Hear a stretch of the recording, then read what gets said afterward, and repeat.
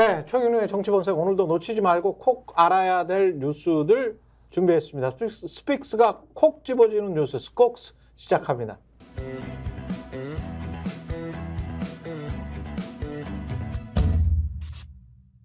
네, 김성환 시사평론가, 김민하 시사평론가와 함께하겠습니다. 안녕하십니까? 네, 안녕하세요. 예, 그린벨트에 땅 가지신 분들은 좋겠네요.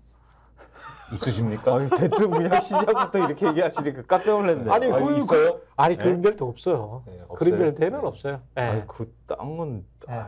그린벨트도 진짜... 이제 경기나 수도권 쪽에 네. 땅 가지신 분들은 이게 뭐 제가 받겠다 이런 생각을 하시겠네. 그 지주분들은 좋을 것 같아요. 근데 지주분들이 한국의 통계를 보시면 아시지만 뭐든지 그래요. 배당 소득도 한 0.1%가 50%를 다 가져가거든요. 그렇죠. 네. 네. 뭐 땅도 비슷합니다. 땅도 뭐 마찬가지더라고요. 네. 땅도 보니까. 한 1%가 거의 다 가지고 있어요. 그 주식가치 한 50%가 아니고 한 6, 70% 될 것 같습니다. 그 절반 이상 될 겁니다. 그거는. 예. 뭐 어디나 다 그 8대2 법칙이 다 그렇죠. 통용되더라고요. 한 예. 20%가 한 80%다 가지고요. 그 땅 같은 경우는 20%가 거의 90% 훌쩍 넘어갈 겁니다. 맞아요, 그거는, 맞아요. 예. 그런 자산에 있어서는 예. 좀 약하죠. 1%입니다. 1%. 하위 1%. 예. 네. 그 대신에 뭐 소득이 괜찮잖아. 소득이. 한때는 예. 그랬다고 그런 것이 아닐까라고 스스로 생각한 적도 있었는데 예. 최근엔 전혀 그렇지 않아요. 윤석열 네. 대통령의 방심이 들어오고 난 다음에 네, 전혀 확 꺾였죠. 네. 굶어 죽기 직전의 상황이었습니다. 예. 네. 아사 직전에서 예. 탈출했습니다. 오만했다고 생각합니다. 예. 전에. 네. 뒤에 또 그린벨트 얘기 또 할 거니까요. 예. 일단 신문부터 오늘 얘기를 좀 그럴까요? 하시죠. 예. 오늘 신문 오늘은 좀 스타일을 바꿔봤어요. 예. 우리가 이제 어떤 특정한 주제를 얘기하고 예를 들면 전공이 뭐 진료 거부 사태 그러면 그걸 먼저 설명드리고 오케이. 그러면 신문들은 어떻게 보도했을까 이렇게 예. 말씀드렸는데 오늘은 예. 신문부터 그냥 바로 예. 신문 보여드리도록 하겠습니다. 빨리빨리 보고 예. 그다음에 이 의견 나누죠. 네, 예. 오늘 신문을 요약하면 예. 당근과 채찍이다. 당근과 채찍이다. 채찍은 누구를 향해 휘둘렀느냐? 바로 전공의와 민주당입니다. 예. 맨날 민주당은 요즘에 두드려 맞아요. 예. 먼저 동아일보 볼까요? 동아일보는 전공의들이 병원 근무 중단을 결의한 첫날 수련병원 100곳에서 전공의 63%가 병원을 떠났고 정부는 미복귀 시 체포영장 발부 및 주동자 구속 수사를 하겠다. 강경 대응 방침을 밝혔다는 소식을 일면 머리에 올렸습니다. 그 아래 보시면 아시겠지만 화면에 나오죠. 민주당 전직 총리들도 김부겸 그러니까 정세균 전 총리가 이재명 비명 공천 학살을 정면으로 비판하고 나섰다는 소식도 아래에 싣고 있습니다. 다음은 조선일보 볼까요? 네, 이 두 개가 나란히 보이실 것 같은데 사직서를 낸 전공의가 전체 71.2% 12,300명으로 숫자는 좀 동아일보하고 다르지만 전공의 때리기 기준은 같았습니다. 대한전공의협의회가 어젯밤 낸 성명에서 의대 증원 전면 백지화는 물론이고 정부의 필수 의료 지원책까지 전면 거부했다면서 강경 대응하는 전공의들의 태도 문제를 지적했습니다. 저희가 종합면까지는 안 보여드리겠지만 종합 2면과 3면에서도 전화 끄고 복귀 명령을 무시하며 정부와 대화도 거부하고 있다. 이런 기사도 들어가 있고요. 서울의 빅5 병원에 진료받으러 온 환자들이 6시간 동안 대기하기도 했고 지역 병원들도 줄줄이 수술을 줄이기 시작했다는 소식과 함께 의사가 가운을 벗고 환자를 떠나면 직업윤리를 버리는 것이라는 내용의 이건주 환의회장의 인터뷰를 별도로 싣기도 했습니다. 때리는 건 막 분명한 거죠. 그렇죠. 예. 예. 그리고 일면 다시 한번 보여주시면요. 민주당 관련 소식을 전한 신문 가운데 유일하게 저기죠. 친북파? 야, 친북파? 시뻘겋게 색칠 덧칠하는 거 보이시죠? 검정색이지만 빨간색으로 보이네요. 네. 예. 야권연대 협상 결과를 전하면서 네. 인형 공세, 색깔 공세를 제기했습니다. 예. 뭐 이전부터 계속 사설로도 까기도 하고 그랬는데 그렇죠. 민주당이 네. 주도한 선거연대 협상 결과 진보당과 새 진보당이 비례대표 후보를 각각 3명 확보했는데 진보당은 2014년 헌재가 정당 해산 명령을 내린 통합진보당이 후신이라고 비판을 했고요. 예. 또 4명의 비례대표 후보를 내는 시민사회 대표인 연합정치시민회의 참여 인사 가운데 광우병 집회, 천안함 괴담 살포 전력자가 포함되어 있다고 지적하면서 민주당이 친북 반미 괴담 세력 인사들의 국회 입성에 길을 터졌다. 이런 비판이 나오고 있다고 전하고 있습니다. 네, 조선일보의 색깔론 뭐 어제 오늘 일 아니니까요. 예. 뭐 이쯤에서 이 소식은 그냥 넘어가도 될 것 같아요. 예. 뭐 굳이 자세히 안 전해드려도 될 것 같고요. 아침에 뭐 별로 뭐 입맛이 좋지는 않네요. 예. 아니 저는 입맛은 뭐 항상 입맛이 있어요? 항상 있어.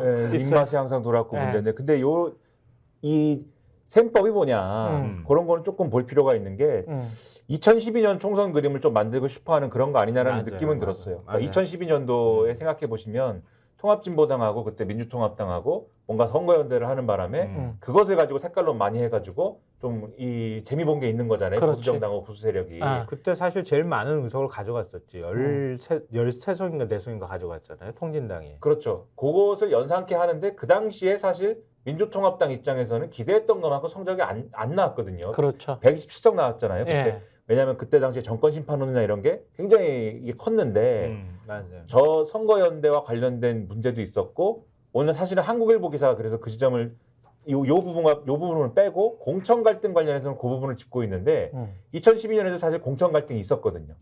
그리고 그 당시에 또 여러 가지 문제로 지적된 게 이 야권 연대를 하면서 정책적으로 정책 공약이 좌클릭했다라는 지적이 있지 않았습니까? 예. 한미 FTA라든가 뭐 여러 가지 얘기들이 있었잖아요. 맞아요.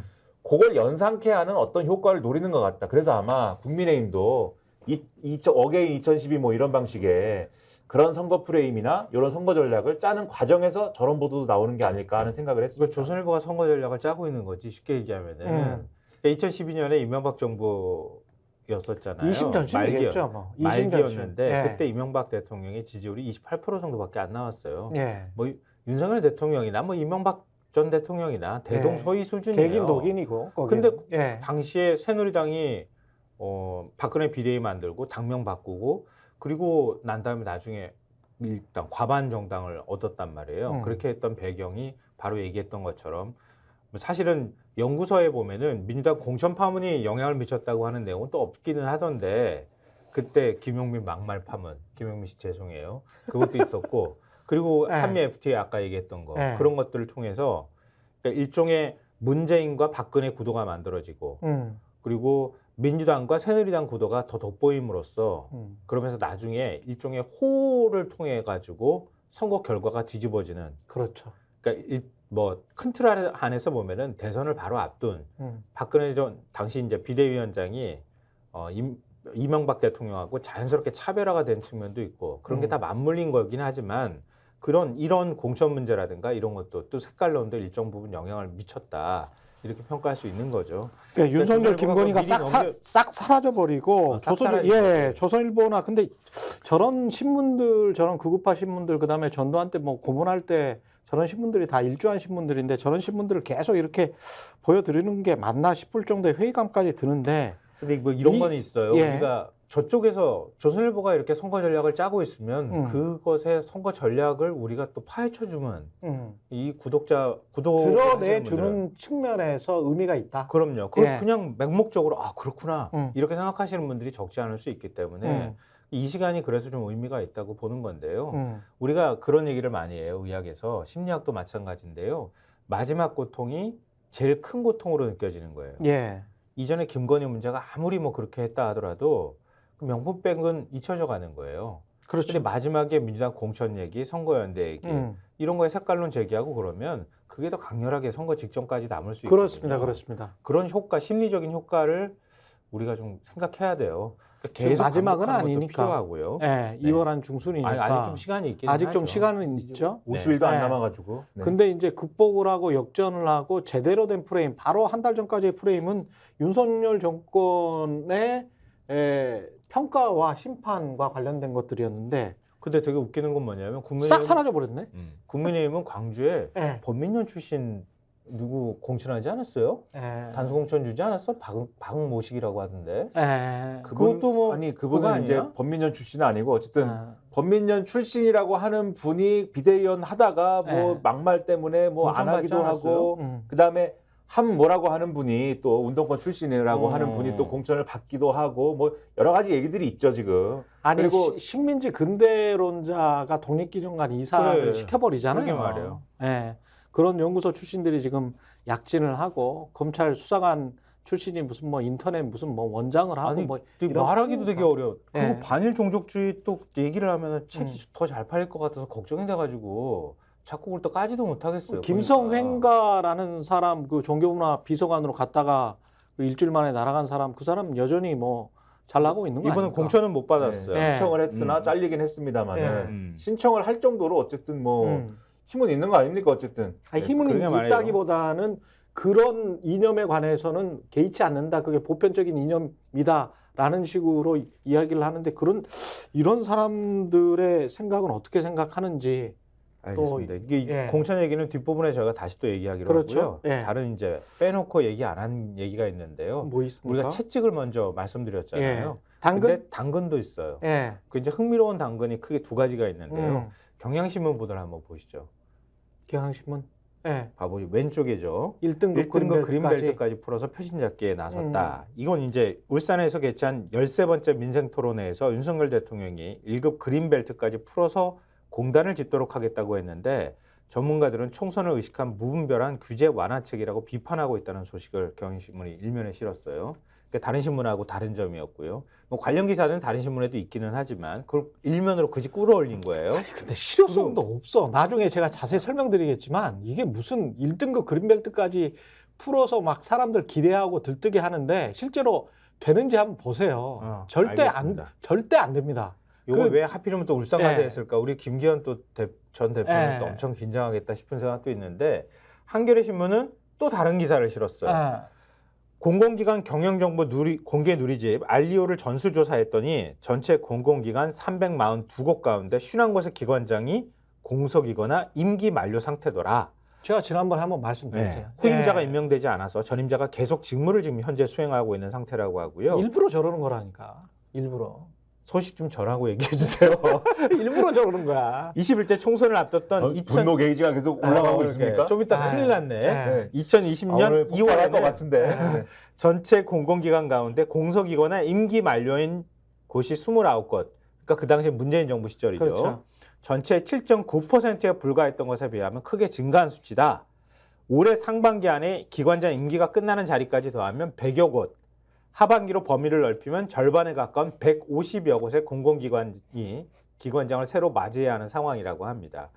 왜 공공기관장을 이렇게 150곳까지 늘려서 비우려고 할까? 다 많은 분들이 눈치를 탁 채셨을 거예요. 낙선자들을 줄줄이 낙하산으로 내려보내려고 비워둔 게 아니냐. 국민의힘 공천이 민주당에 비해 상대적으로 조용한 이유는 입에다 떡 하나씩 넣어줄 준비를 하고 있기 때문이다. 그럼요. 넣어주기로 네. 누군가가 밤에 비대위원장이 다니나 누가 한동훈 비대위원장 말고 열심히 뒤에서 작업하는 사람이 있을 것이라는 복선까지 깔고 기사를 썼던 것 같아요. 보니까. 여기서 한 번 더 들어가야 되는데 그런 51곳, 51곳의 공공기관장에 이런 정치인 출신들이 들어가잖아요. 그럼 이 공공기관이나 공기업은 나만 알까요?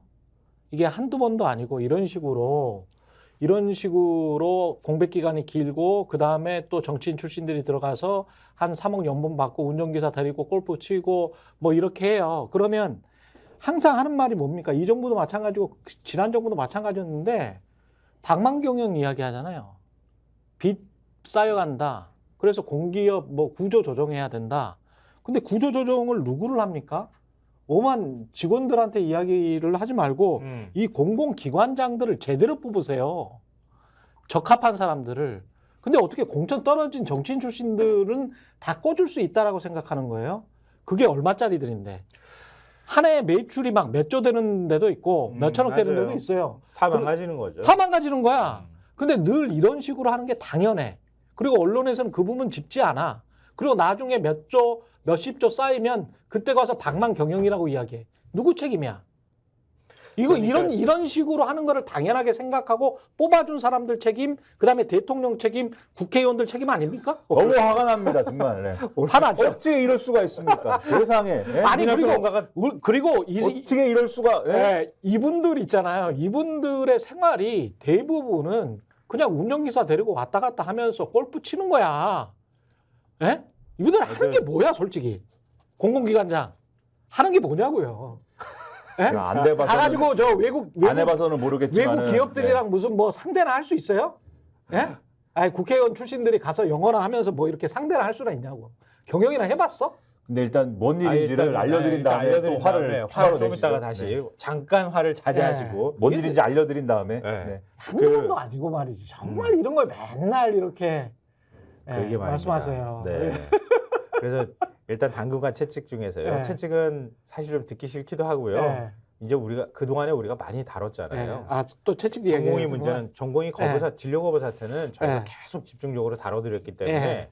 하여튼 어쨌든 사실 의사 얘기도 오늘 신문에 재밌는 얘기 많지만 예. 그거는 오늘 안 하고 네, 우리 위원장님 그러니까 네, 말씀을 윤석열 대통령이 강경 기조로 가는 거, 강경 네. 드라이브를 거는 것도 총선용이라는 것까지도 저희가 그 네. 이면에 있는 얘기까지도 다 정치적 계산 문제까지도 말씀을 드렸기 때문에 예. 오늘은 그린벨트 얘기, 그린벨트 해제 얘기부터 좀 해볼까요? 그린벨트 이것도 얘기하면 좋습니다. 예. 혹하잖아요.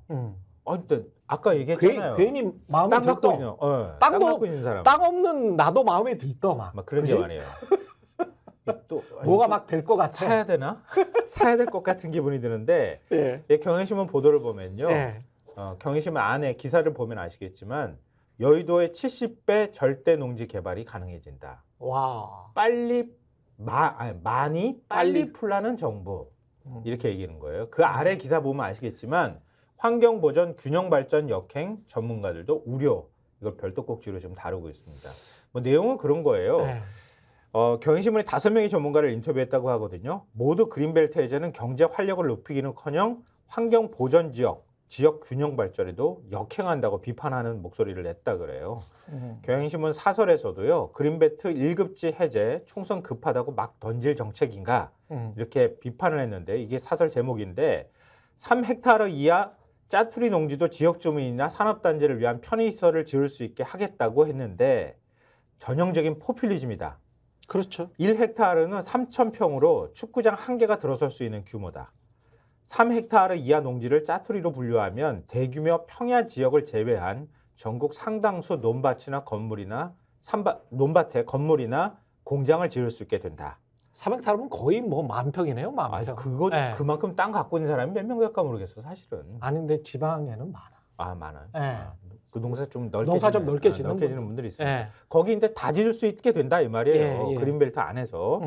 낙후된 지방 육성과 국토 규정 발전은 시대적 과제인데 이렇게 빗장을 다 풀고 막 던지는 방식은 난개발과 환경 파괴를 불러올 수밖에 없다.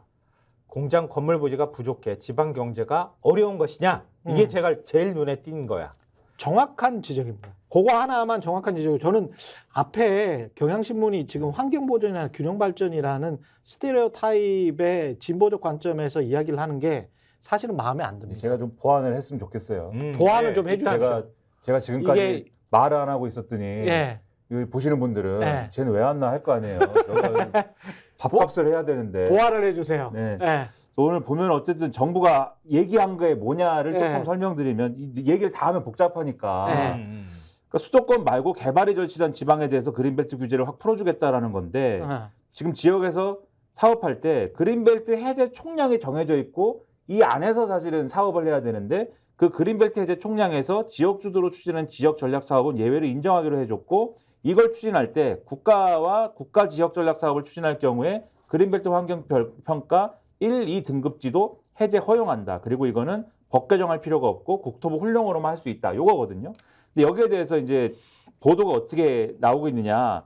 여기에 대해서 뭐 굉장히 기대감이 높다든지 개발 이익이 얼마가 된다든지 이런 보도도 있지만 대체적으로 보면은 상식적인 수준에서는 여러 가지 지적들이 나와요. 가령 동아일보의 경우도 총선 49일 전에 그린벨트 규제 대대적으로 푸는 거는 총선용이다. 이런 지적이 제기된다. 라는 지적이 나오고 예.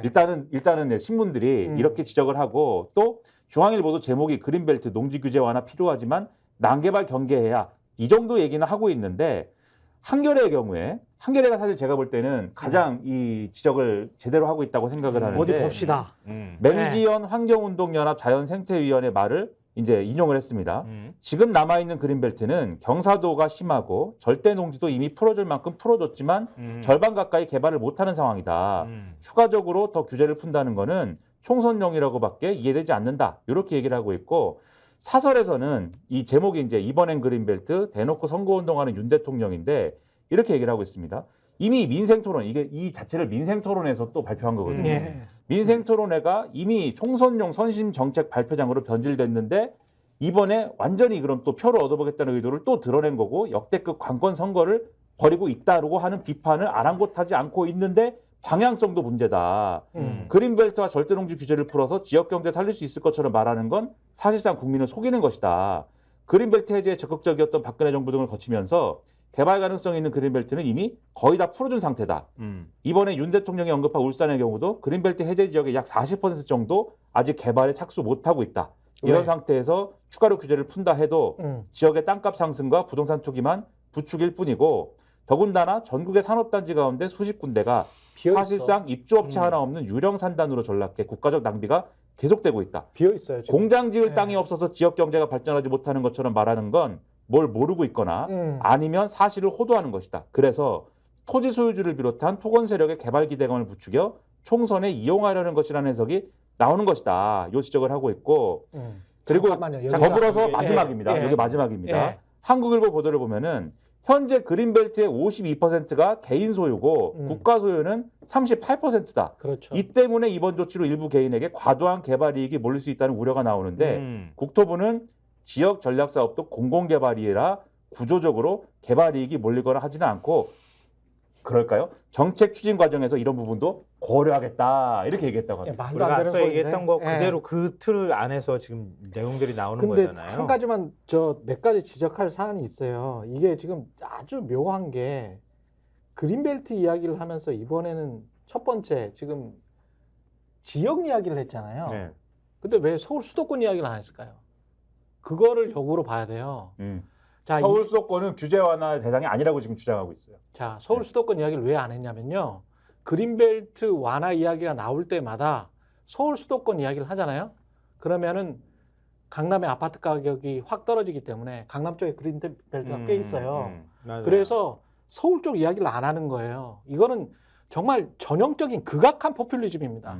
그러니까 서울 쪽이나 수도권 쪽의 그린벨트 이야기를 했었던 정부가 역치기를 당한 이유는 이쪽의 땅값과 아파트값을 떨어뜨려 버리기 때문에 그린벨트를 수용해서 싼 값에 아파트 가격을 분양하면 이명박 정부 때 그랬거든요. 보금자리 주택 이렇게 분양해버리면 그쪽 인근의 아파트 가격이 떨어지기 때문에 유권자들이 찍어주질 않아. 그리고 땅 소유주하고 그 그렇지. 집 소유주하고 싸움 납니다. 그리고. 그러니까 애매한 지역 산단 이야기를 한 거예요. 일단 지역으로 끄집어들였다. 그러면서 지역 균형 발전이라는 그 가면을 썼다. 근데 이 언론들에서 지적한 것처럼 지방 상단은 이 언론들이 굉장히 많이 르포 취재를 했고 저도 르포 취재를 한 적이 있는데 지방 상단 지금 가보십시오.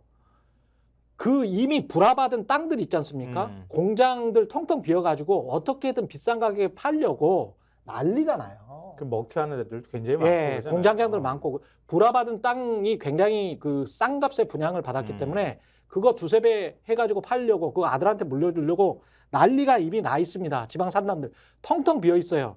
그런 상황을 기자들도 다 알고 있고 정부 관료들이 모를 리가 없는데 지방 산단 이야기를 먼저 꺼내. 그 다음에 밑에다가 택지 개발 이야기를 해. 그럼 택지 개발은 지역의 택지 개발에서 개발이 되면 뭔가 좀 올라갈 것 같거든. 근데 똑같은 논리가 사실은 서울 수도권처럼 그린벨트에 택지 개발하면 똑같은 논리가 지금 아파트 가격이 하락하고 있는 지방에도 똑같이 적용이 됩니다. 이 상황에서 그린벨트를 풀어가지고 지역의 아파트 때려 지어 보세요. 얼마나 많이 아파트 가격이 떨어질지. 근데 그런 측면에서의 어떤 비판도 없고, 그 다음에 서울 수도권은 왜 그린벨트 이야기를 안 했을까라는 이야기는 전혀 없거든. 근데 사실은 일부 풀어야 되는 쪽은 강남 쪽에 서울 수도권이야. 거기를 풀어가지고 임대 아파트를 많이 지어야 됩니다. 공공분양 많이 해야 돼요.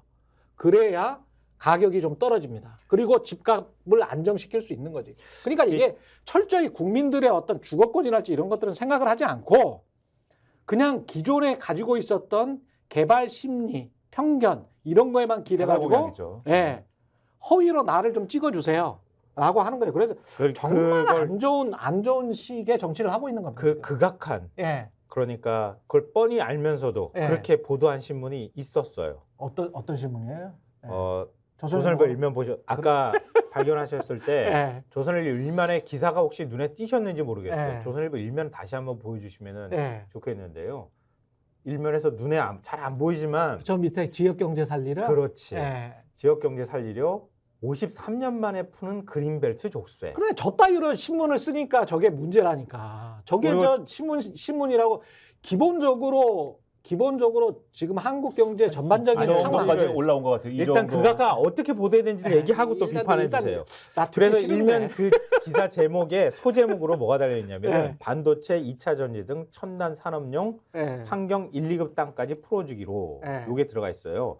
그리고 사면에도요. 예. 어떻게 보도했냐면은 기사 제목이 아파트 아닌 첨단 산업단지 위해 그린벨트 푼다. 이렇게 돼 있어요.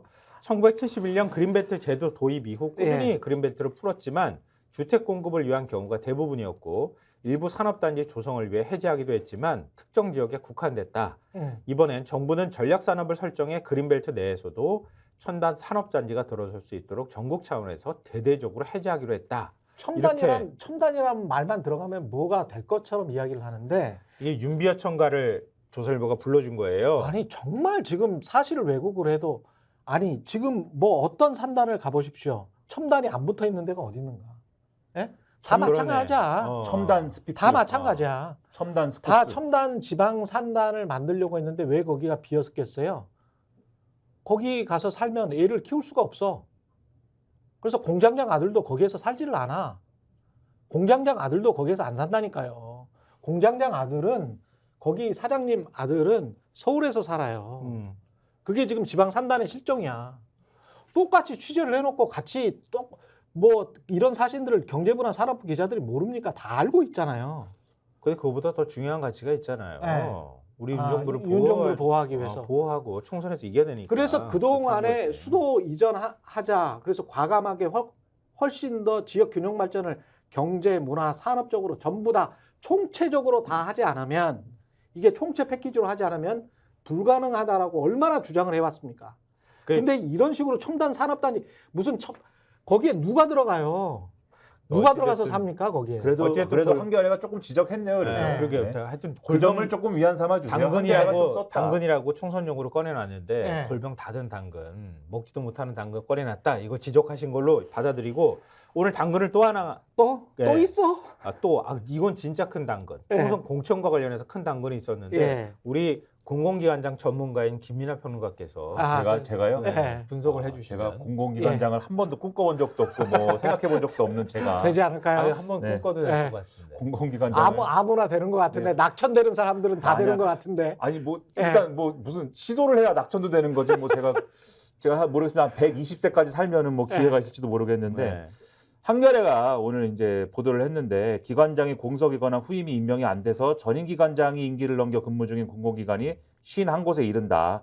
전임 기관장이 임기를 넘겨서 계속 근무 중인 공공기관이 51곳이다라는 거고 그러면 이게 전체 공공기관 중에 15%에 달하는 수치고 4년 전 총선을 앞둔 시점과 견주면 이게 2배가량 늘어난 규모이다라고 일단 쓴 겁니다. 근거는 앞서 말씀하셨듯이 공공기관 경영정보 공개 누리집 알리오를 전수조사한 결과예요. 그래서 이 결과를 가지고 이 기사를 쭉 쓴 것인데 전체 공공기관 342곳 중에 51곳의 기관장이 공석이거나 임기 만료 상태였고 그리고 이제 이런 것들이 2020년 2월 기준으로 따졌을 때는 그때는 363곳 중에 17곳과 12곳 합쳐서 29곳만 공석이었거든요. 그러니까 이제 그때는 7.9%에 불과했는데 지금은 14.9%니까 2배다라는 겁니다.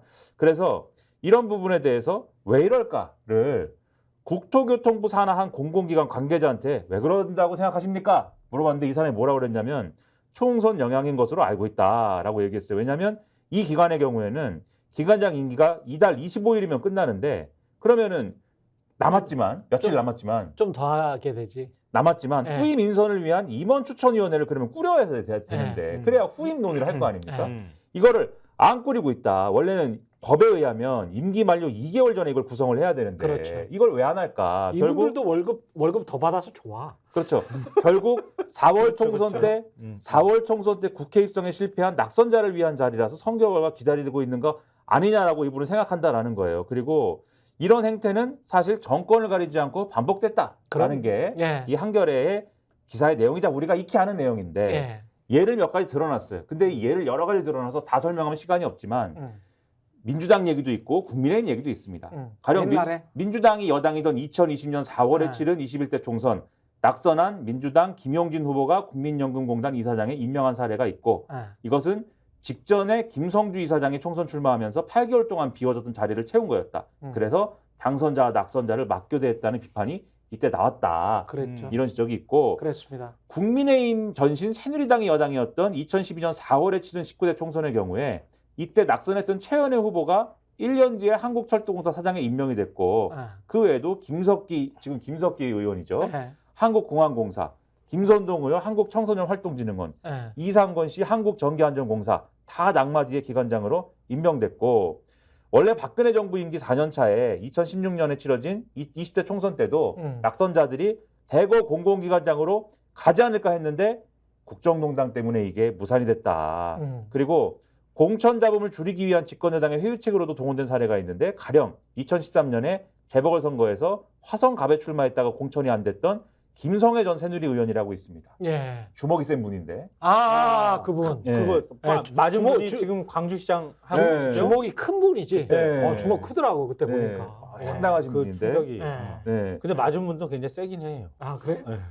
악으로 깡으로 하시는 분이에요. 또 맞은 그래? 분은 또. 네. 근데 아무튼 이분의 경우에는 원래 이 공천 좌절이 됐는데 예. 이 경쟁자가 서청원 의원이었거든요. 예. 근데 막 반발을 하다가 갑자기 입장을 바꿔서 예. 서청원 의원을 막 도와줬습니다.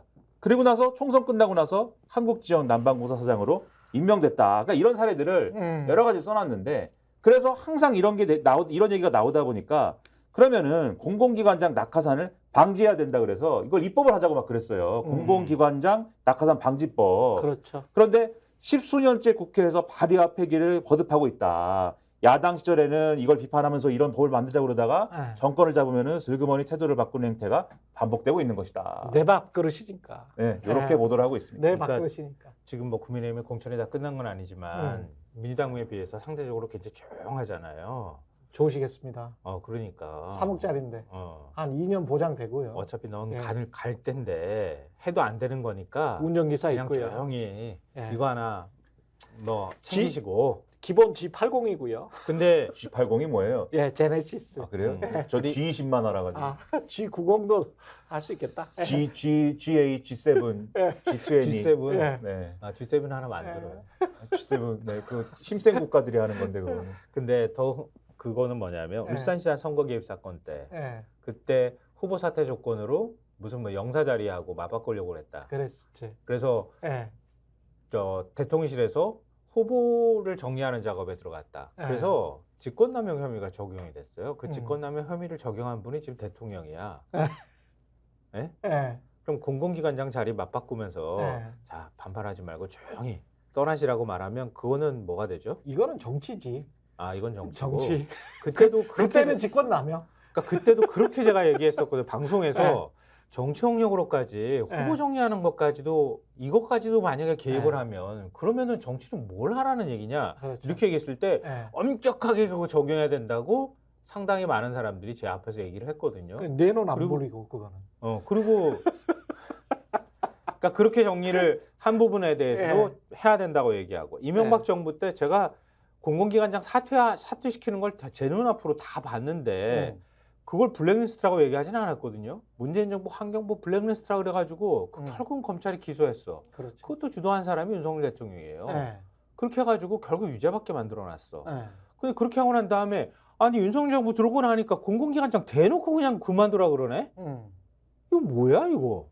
근데 나 아무도 검찰은 안 아니 나서. 근데 새로운 기준을 제시를 했어요. 그러니까 대통령이 이땡땡 뭐 이렇게 요구를 하고도 사과를 안 하고 대통령직을 계속 유지하면서 그러면서 국민들 염장을 질러도 어느 정도 30% 지지세만 있으면 계속 갈 수 있다. 이런 기준. 그러니까 한덕수 그다음에 배우자가 주가 조작 의혹 사건이랄지 디올백 이런 거 받아도 대충 그냥 뭉개고 넘어가서 조그마한 파우치다라고 하면 그냥 계속 정권 유지는 가능하고 그냥 낙하산으로 짝짝짝 인사해주고 회전문 인사해서 그냥 잘 먹고 잘 살 수 있다. 이런 기준을 제시를 했기 때문에 우리는 이런 도덕적 기준에 따라서 앞으로 그냥 정치를 하면 되지 않을까요? 근데 이제 아니 그러니까 이 정도- 우리가 하는 게 문제가 아니라 예. 검찰이 했잖아요. 검찰이 근데 이 정부 검찰이 초반만 똑같은 해도- 기준을 예. 적용해야지. 이 정부 초반만 해도 예. 언론이 예. 이 정부 초반만 해도 그런 거 막 썼습니다. 이제는 낙하산 없어야 된다. 이 정부는 정말 낙하산이 없어야 된다. 그래가지고 심지어 이게 자꾸 반복되는 문제니까 공공기관장 임기를 그럼 다 바꿔버리자. 음. 정권 임기하고 맞추자고. 맞춰버리자. 아. 그리고 지금 이제 이 아, 방지법을 많이 했다. 아. 방지법을 만들자. 그리고 미국처럼 아예 대통령이 아. 임명할 수 있는 자리를 아예 그 리스트를 그렇지. 만들어가지고 그렇지. 그걸 정확하게 정무직이면 정무직으로 완전히 공식화 해버리자. 그렇지. 온갖 얘기를 한 다음에 예. 공천 시즌 되니까 아무도 얘기를 안 하고 공천에서 이런 일이 벌어지는지 안 벌어지는지도 아무도 지금 눈 감고 얘기 안 하는 이런 그러네. 사태가 벌어지고 있는 거예요. 그러네. 언론이 뭐 하는 겁니까 지금? 예.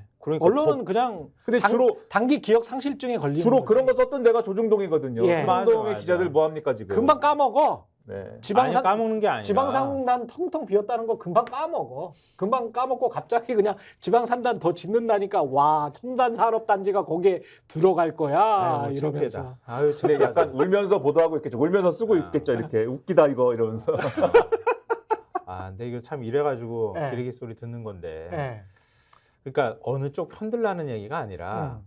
그렇게 자기가 비판해 왔으면은 최소한 그 기준을 유지하려고 하는 노력하는 게 있어야 하는데 그렇죠. 그 기준을 유지하려고 하는 노력도 하지 않고 정권의 바람에 따라서 이리 갔다 저리 갔다 무슨 갈 데도 아니고 말이야. 아니 그리고 이렇게 하는 너무 이게 뻔히 맞냐 보이는 모르겠고요. 수를 이런 거를 띄워주기를 하는 것도 참 어려운데 너무 뻔히 보이지 않습니까? 이거는. 예. 그래서 그린벨트 이야기하는 것들 이런 네. 것들은. 그래서 이제 이런 게 과연 근데 결국은 또 그린벨트 얘기도 그렇지만 예. 결국 국민의힘 공천 결과가 나오면은 음. 우리가 또 이 공공기관장 인사가 어떻게 되는지를 다 확인할 수 있는 것이기 때문에 예. 근데 그때는 이미 선거 끝나버리잖아. 그렇죠. 그렇지. 끝난 다음에도 예. 우리가 반드시 이것을 확인해야 된다. 근데 확인할 필요 아이. 없어. 필요도 없다. 어차피 아, 국민의힘이 과반수 어차피 되면은 갈 거야. 세상이 바뀔 거야. 예. 아, 그러니까 과반수가 되면 국민의힘이 과반수 돼요? 아 과반수 되면 민주당 뭐 그러면- 선거를 누가 알겠어? 그러면 아마 유튜브도 없앨 걸? 아 아, 유튜브를 그럴 수도 있겠다. 유튜브를 없애게 내놓고 접속 오스픽스도 차단을 할 수 있는 없애려나? 접속. 네. 아니 유튜브를 구글을 어떻게 잘 해가지고 없앨 참 수도 있어. 입맛이 씁쓸한 소식인데 예. 문제는 이렇게라도 어느 한 신문이라도 자꾸 들춰내주는 일을 하고 있다. 예. 이것만이라도 좀 우리가 알려드려야 할 필요가 있을 것 같고요. 또 뭐 사실은 자연스럽게 공천 얘기를 안 할 수가 없는데 국민의힘 그러니까 공천이 지금 조용한 거잖아요. 근데도 지금 보수신문에서는 걱정돼. 아, 이 물갈이가 너무 없어. 감동이 없어. 어제부터 보도하기 시작한 거 어제도 저희가 그렇죠. 소개해드렸잖아요. 너무 밋밋하다. 오늘 동아일보가 예. 또 보도를 했어요. 동아일보 6면 한번 보시면은 딱 보여요. 음. 여당 무늬만 현역 컷오프 4년 전 19명 이번엔 3, 4명 그칠 듯. 동아일보가 진정한 보수인 것 같아. 제가 보기에는. 그러니까- 조선일보는 약간 좀 사악한 신문이고 동아일보는 좀 어떤 진심이 있어. 근데 되게 진심이. 재밌잖아. 이 어. 봐봐요. 3, 4명밖에 컷오프를 안 하잖아요. 네. 근데 공공기관장 자리를 왜 이렇게 많이 비워둘까? 근데 다 경선 붙인다며? 경선 탈락자들도 있을 것이고 아마도 사전 정리한 것들이 좀 있지 않을까요? 의심이 그러니까. 그러니까 경선 붙이고 용액관들 내려온다고 하고 뭐 찐액관, 윤액관들 자리하면서 다 경선 붙여서 아주 시스템 공천을 하는 것처럼 비치고 있지만 경선을 그냥 붙여줌으로써 결국은 자연스럽게 정리를 하게 만드는 작업들을 지금 하고 있다. 그러니까 경선이라고 말하지만 경선 신용만 내는 곳들도 상당히 많고 제가 보기에도 언뜻 보기에도 그런 지역들 꽤 있던데요. 뭐. 그러니까 네.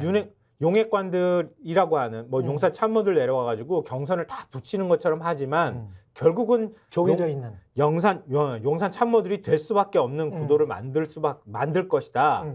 그 현역들 불만을 나중에라도 아니면 지금이라도 잠재우는 방법들로 이런 것들을 당근들을 다 지금 뒤에다가 쌓아놓고 있다는 거예요. 아니 이미 많이 다 줬을지도 모르지.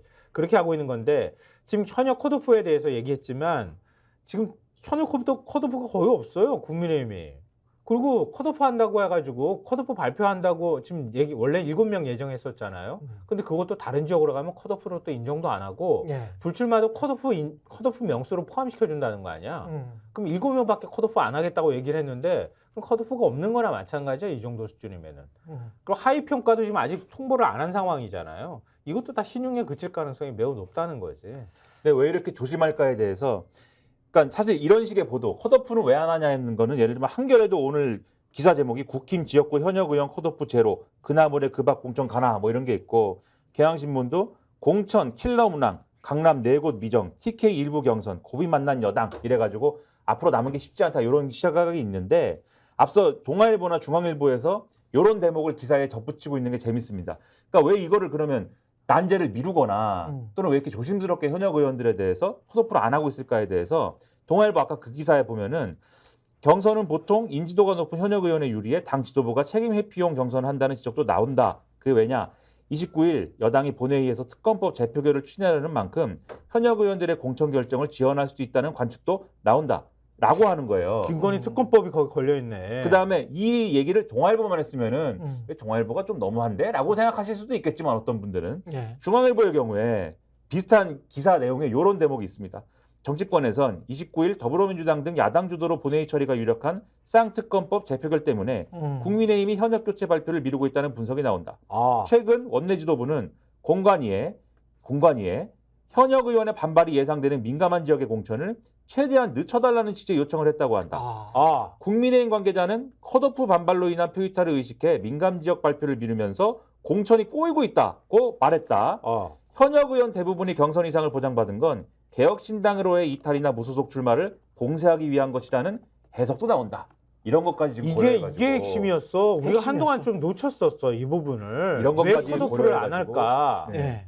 이게 김건희 특검법이었어. 그렇죠. 김건희 특검법도 있고 또 음. 곁다리로 개혁신당도 밖에 있고 뭐 이런 조건들이 있으니까 그리고 달랠 수 있는 또 이 여당 프리미엄 아까 말씀드린 공공기관 자리. 공공기관장 자리도 쫙 있고 하니까 이런 것들을 최대한 활용해가지고 잡음이 없는 걸로 최대한 지금 하는 겁니다. 그러니까 성동격설을 하는 거죠. 그린벨트고 뭐 의사 증언이고 뭐 이런 것들로 시끄럽게 만들어 놓고 프레임을 완전히 전환한 다음에 딴 쪽에서는 김건희를 보호하기 위한 작업들 이런 것들을 2월 말이나 3월 초까지는 쭉 가지고 가고 그다음에 안 되면 어쩔 수 없고 안 돼서 그냥 현역을 줘야 되면 계속 줄 수밖에 없고 근데 이제 여기에서 제가 꼭 좀 지적하고 싶은 프레임은 바로 이 직전까지 그리고 현재 여론조사 어떤 여론조사를 봐도 윤석열 대통령에 대한 지지가 낮잖아. 그러면 집권 여당에서 윤석열 대통령을 비판하고 견제하면서 다른 방향으로 국정을 이끌어 가야 된다라고 주장했었던 유승민이랄지 이준석이랄지 이런 사람들 다 쳐냈잖아요. 그리고 그 안에서 조금이라도 말하는 사람들이 조금 있었잖아. 비주류들. 예? 근데 그 사람들이 집권 여당을 어떻게 바꾸겠습니다. 라고 해서 대통령과는 어떤 부분에서 우리가 다르고 그럼으로써 우리는 국민의힘은 어떤 식으로 혁신을 할 것입니다. 이게 진짜 혁신이거든. 기존의 프레임으로 보면. 그리고 현재 여론조사로 보면 이게 집권 여당에 바라는 보수층의 어떤 혁신의 요구거든요. 근데 그게 사라져버린 거예요. 대통령의 지지율은 여전히 그 마이너스 60%인데 예? 부정적인 여론이 60% 안팎이 되는데 그럼에도 불구하고 대통령한테 인사하고 90도 절하고 그리고 대통령의 말에는 찍소리 못하고 그리고 김건희 여사 지키기에는 몰두하는 그런 세력이 계속 국민의힘의 국회의원으로 공천받고 그렇게 간다. 그렇게 가도 되는 거냐라는 것에 관해서 질문을 왜 하지 않냐는 거지. 똑같은 식으로 만약에 지금 민주당이 친명 세력으로 완전히 들끓어서 이쪽으로 가면 안 된다. 뭐 어떤 좀 다른 방향으로 가야 된다. 이렇게 지금 언론들이 주장을 하고 있는 거 아니에요. 사실은 친명 공천이 나쁘다라고 지금 주장을 한다면 거기에 대한 전제는 그거잖아. 그러면 명확하게 국정 운영에 관한 지지도가 나와 있는 1년 반 동안 나와 있고 거기에 관해서 부정적인 평가를 받고 있는 대통령을 옹호했던 세력 그리고 그 가장 큰 기반 국민의힘의 혁신에 관해서는 왜 똑같은 앵글로 똑같은 관점으로 이야기를 안 하냐는 거야.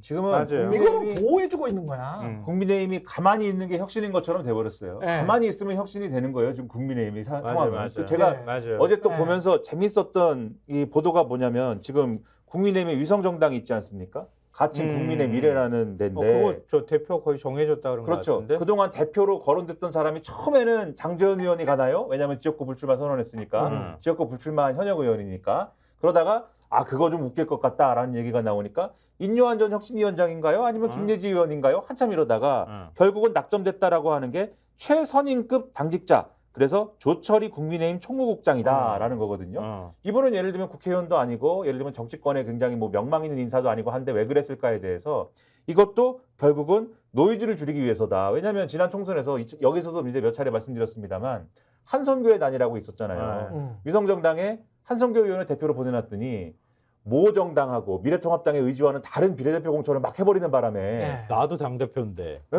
그게 뭐야라고 했고 원유철 의원으로 막 대표를 바꾸고 그게 뭐 맞네 틀리네 울고 막 난리가 났잖아요.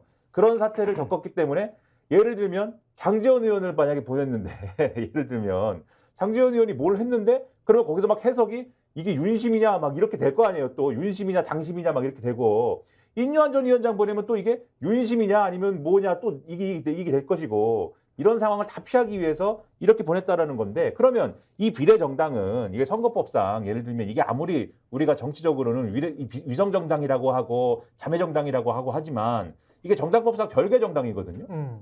이게 맞습니까? 그러면 이게 황당한 거예요, 이거는. 그러니까 지금 국민의힘의 그 어떤 전략이나 이런 것들이 굉장히 불순하잖아요. 그리고 현재 드러나는 건 조용하게만 한다 그래가지고 네. 무조건 잘 되는 거 아니니까 그런 부분들을 오늘 우리가 많은 말씀을 좀 드린 거 아니에요. 결국 김건희 특검법 때문이다 이런 그렇죠. 얘기도 했고 네. 사실 저도 그 생각을 한동안 좀 까먹고 있었던 측면이 있어서 네. 저도 좀 뒤통수를 한 대 맞은 이게 느낌인데요. 언론이 정말 무서운 거예요. 이런 맞아요. 식으로 쫙 해버리면 평론가들도 까먹을 수가 있어. 맞아요. 원래 프레임이 뭐였지? 어. 원래 우리가 생각하는 틀이 뭐였지? 그 혁신이 뭐였지? 다 까먹어. 네. 근데 민주당에 대한 시각도 저는 문제가 있다고 보는 게 어제 음. 의원총회 했잖아요. 이재명 대표 참석했느냐 안 했느냐 가지고 언론들이 다 그것만 관심을 갖고 봤고 15명의 의원들이 뭐 친명 공천에 대해서 집중 성토했다 이렇게 얘기를 하고 있는데 그 의원들의 면면을 보면 좀 화가 나는 건 뭐냐면 예를 들면 그런 거예요. 하위 10% 받았다고 하는 이수진 의원 초선에 비례 아니고 동작을? 동작을 해. 네. 그러니까 그 친명계라고 불렸던 인사예요. 근데 나 지금 여기에 전략 공천 여론사 돌렸다고 막 펄쩍펄쩍 뛰고 있잖아. 근데 그거는 또 친명이라고 안 불러. 근데 또 비명이라고 하면 또 비명이라고 또 다 타이틀 달아가지고 얘기를 해 반발하는 건. 그리고 연합뉴스가 처음에 그렇게 썼나 보죠. 비명계에 지금 반발하는 의원들 내가 선수들을 한번 봤어요. 우리도 어제도 잠깐 얘기했죠. 김영주 의원 이렇게 되면은 지금 6선 도전하는 게 되는 건가요? 이번에 총선 도전하면? 아니 5선. 5선 도전이죠. 5선. 서른 의원 네. 대표 비명계 대표 주자격이잖아요. 그렇죠. 뭐 그분은 진짜 비명이 맞고. 네. 아니 맞는데 친 DJ 때부터 시작해가지고 지금까지 국회의원 하는 거 아니에요? 이번에 그렇죠. 6선 도전이에요. 무슨 개로 아마 여러 번 불렸을 거야. 그리고 그분 과거에 공천 못 받아서 막 들어눕고 그랬습니다. 홍영표 의원도 지금 이번에 5선 도전이에요. 그리고 전해철 의원도 4선 도전이야. 그렇죠. 노무현 대통령 때부터 시작해가지고 문재인 대통령까지 거쳐오면서 지금까지 와서 지금 비명이 된 거예요. 자기들은 무슨 개라고 다 뭐 무슨 최측근으로 불리고 뭐 삼철이니 뭐니 이런 소리 듣던 사람들이 이젠 비명됐으니까 날 내쳐 나를 왜 내치는 거야 이러고 있단 말이에요. 그게 그러니까 비명이어서 내치는 것처럼 보이고 싶어하는 것이고. 그렇지 명분으로 그걸 지고 싶어하는 거지. 언론은 그거를 그냥 쭉 따라가는 것이고. 만약에 민주당이 그동안에 무능력했으면 이런 사람들이 무능력했던 거예요. 그렇죠. 민주당이 혁신 공천하고 민주당이 변화해야 된다고 얘기할 때 이런 사람들부터 자리를 비켜줘야 되는 거야. 굳이 얘기하자면. 맞습니다. 이런 사람들이 제일 큰 목소리를 내. 나한테 치면 나 새로운 미래 갈 거야? 괜히 말 흘리고 돌아다니고 그런단 말이에요. 새로운 미래 가시는 게 좋을 것 같아. 좀 반성했으면 좋겠어. 네. 선수 많은 의원들은 좀 조용했으면 좋겠어. 왜냐하면 자기들은 이미 저는 그런 어떤 그림도 그래요. 이낙연, 홍영표 이런 서른 이런 분들이 쫙 한꺼번에 모이잖아요. 굉장히 선명해져. 당의 색깔이. 제가 어떤 의미로 선명해진다는 거는 말씀 안 드릴게요. 이낙연, 홍영표, 그다음에 서른 이런 분들 쫙 가시는 게 좋을 것 같아. 그리고 민주당은 조금 젊고 혁신적이고 그리고 좀 유능하고 젊은 인사들로 좀 바꿨으면 좋겠어요. 그게 솔직한 국민의 눈높이에 맞는 거야. 솔직한 사실은. 마음에. 솔직하게 네, 그래. 솔직한 근데 마음에 이제 좀 제발 가세요. 그동안 이제 네. 드렸던 말씀은 그런 네. 점에서 걱정되니까 드린 말씀이에요. 음. 뭐냐면은 이런 분들이 예를 들면은 선수가 많고 그동안 이제 무능력한 분들이 물갈이가 돼야 된다라고 얘기했으면 거기에 대해서 토다는 사람이 누가 있겠습니까? 네. 그게 잘못됐다고 하는 사람은 없는 거잖아요. 음. 근데 그것에 대해서 사실 민주당 이재명 대표하고 지금 지도부가 명분 있게 그 얘기를 만들어 오면서 당신들은 이런 이유 때문에 물갈이 대상이야라고 하는 것들을 국민들에게 설득력 있게 제시해 왔으면은 이분들이 할 말이 없어요, 사실. 이분들이 그리고 막 이렇게 들고 일어나는 것도 국민들이 코웃음 쳤을 겁니다. 근데 사실 요걸 명분 있게 만들어가는 것도 실력인 거거든요. 그것도 맞아. 요 실력에 그건 실력에 맞아요. 있어서의 그것도 맞아요. 실력에 있어서의 어떤 요 여러 가지 잡음들이 발생한 거에 대해서는 분명하게 마무리 이제 지어야 된다. 뭔가 설명하고 넘어가야 된다. 마무리 요 말씀을 해주래요. 드는 겁니다. 마무리 전문가 채찍을 우리 휘두르는 방송도 김이나 마무리해야 평론가. 된다. 네, 왜냐하면 평론가 위원장님으로 항상 마무리를 했는데 네. 오늘은 말을 제가 좀 네. 적게 했기 네. 때문에 김민하 네. 평론가로 마무리 짓겠습니다. 네, 죄송합니다. 네. 아닙니다. 예, 좋았습니다. 예, 지금까지 스코스 김민하 평론가, 김성환 평론가였습니다. 고맙습니다. 예, 네, 매일 정치권에서 쏟아지는 수많은 뉴스의 이면들을 분석하고 전망해 보겠습니다. 정치본색 심층토론 김정욱 전 청와대 행정관, 장성철 공론센터 소장과 함께하겠습니다. 안녕하십니까? 네, 안녕하세요. 안녕하세요. 예, 아유 공천 때문에 뭐 정신이 없네. 원래 그래요. 충분히 예상했잖아요. 예. 아유, 난리 날 거야. 예, 난리 날 거다. 예, 민주당 공천부터 한번 살펴보겠습니다. 민주당 공천은 뭐 어제 의원총회에서 난리가 좀 났습니까? 뭐 당연히 난리가 나겠죠. 왜냐하면 이제 국회의원들의 유일한 예. 꿈은 이게 국회의원직을 유지하는 거니까요. 어떻게 보면 이제 계약이야. 밥그릇이거든. 예. 그다음에 예, 계약을 하기 직전인 거잖아요. 국민과. 예. 그러니까 제가 이제 거의 예. 목숨을 걸고 싸우는 거라는 생각이 그렇죠. 들고요. 예. 이제 그러니까 뭐라도 하나 예를 들면 약점이 잡히면 그 음. 부분들을 최대한 뚫고 들어가서 나름대로 다시 한번 자기가 재심을 받거나 아니면 판을 바꾸려고 하는 친구들이 분명히 있는데 예. 또 민주당은 좀 과거부터 그런 흐름들이 계속 있어 왔어요. 실제적으로. 음. 그러니까 주로 이제 친문 또는 586 일부 의원들이 과거에 자기들의 입장들이나 자기들의 권한 또는 권력들을 확보하기 위해서 집단적으로 예를 들면 판을 만들어서 판을 뒤엎거나 아니면 문제 제기하는 것들을 이제 누르는 형태들이 분명히 있었는데 아직까지 최근 상황에서는 이게 지금 벌어지지 않고 있는데 지금 논란은 그거 아닙니까? 친문 핵심들이 반기를 들 거냐 조직적으로. 하지만 그 전 단계까지 오는 건데 예. 저는 그런 측면에서 일단 이분들이 지금 계속 그래왔다라는 측면도 분명히 있습니다만 명분을 준 측면은 분명히 있는 거죠. 맨 처음 이제 검증위부터 논란이 되기 시작했었죠. 그러니까 예. 검증위를 맡았던 분들이 본인들에게 되게 관대하게 검증의 잣대를 대고 나머지 분들에게는 그렇게 하면서 검증이니까 검증의 핵심들이 이제 이재명 당대표가 임명한 사람들이니까 그때부터 좀 나름대로 거기에 대해서 불만들을 가졌는데 이제 하위 20%가 이제 나오기 시작하니까 왜 내가 하위 20%야? 그런데 이 얘기도 이해가 안 되는 게 2023년도 12월 달 작년 12월 달에요. 이미 표결로 이렇게 진행하는 걸로 다 동의가 된 내용들이에요. 의원들이 예. 아, 그렇죠. 그러니까 예. 뭐 저희 투표를 통해서 다 결정된 부분이기 때문에 저는 거기에 대해서 세부적인 사항에 대한 논란이 있을지 모르겠습니다만 자신들이 동의한 룰에 대해서 그 룰 전체에 대해서 문제 제기하는 건 저는 제가 볼 때는 매우 좀 문제가 있다는 생각이 들어서 저는 공개를 할 필요가 있다는 생각이 들어요. 그러니까 하위 20%에 대해서 그러니까 당원 당규는 공개가 안 되게 돼 있지 않습니까? 근데 저는 이걸 공개를 해서 좀 국민들한테 투명하게 얘기하고 그 사람들의 면면이 나오게 되고 그 내용들이 공개되면 국민들이 납득할 수 있는 것이고 납득이 안 되면 말씀하신 것처럼 다시 공천해?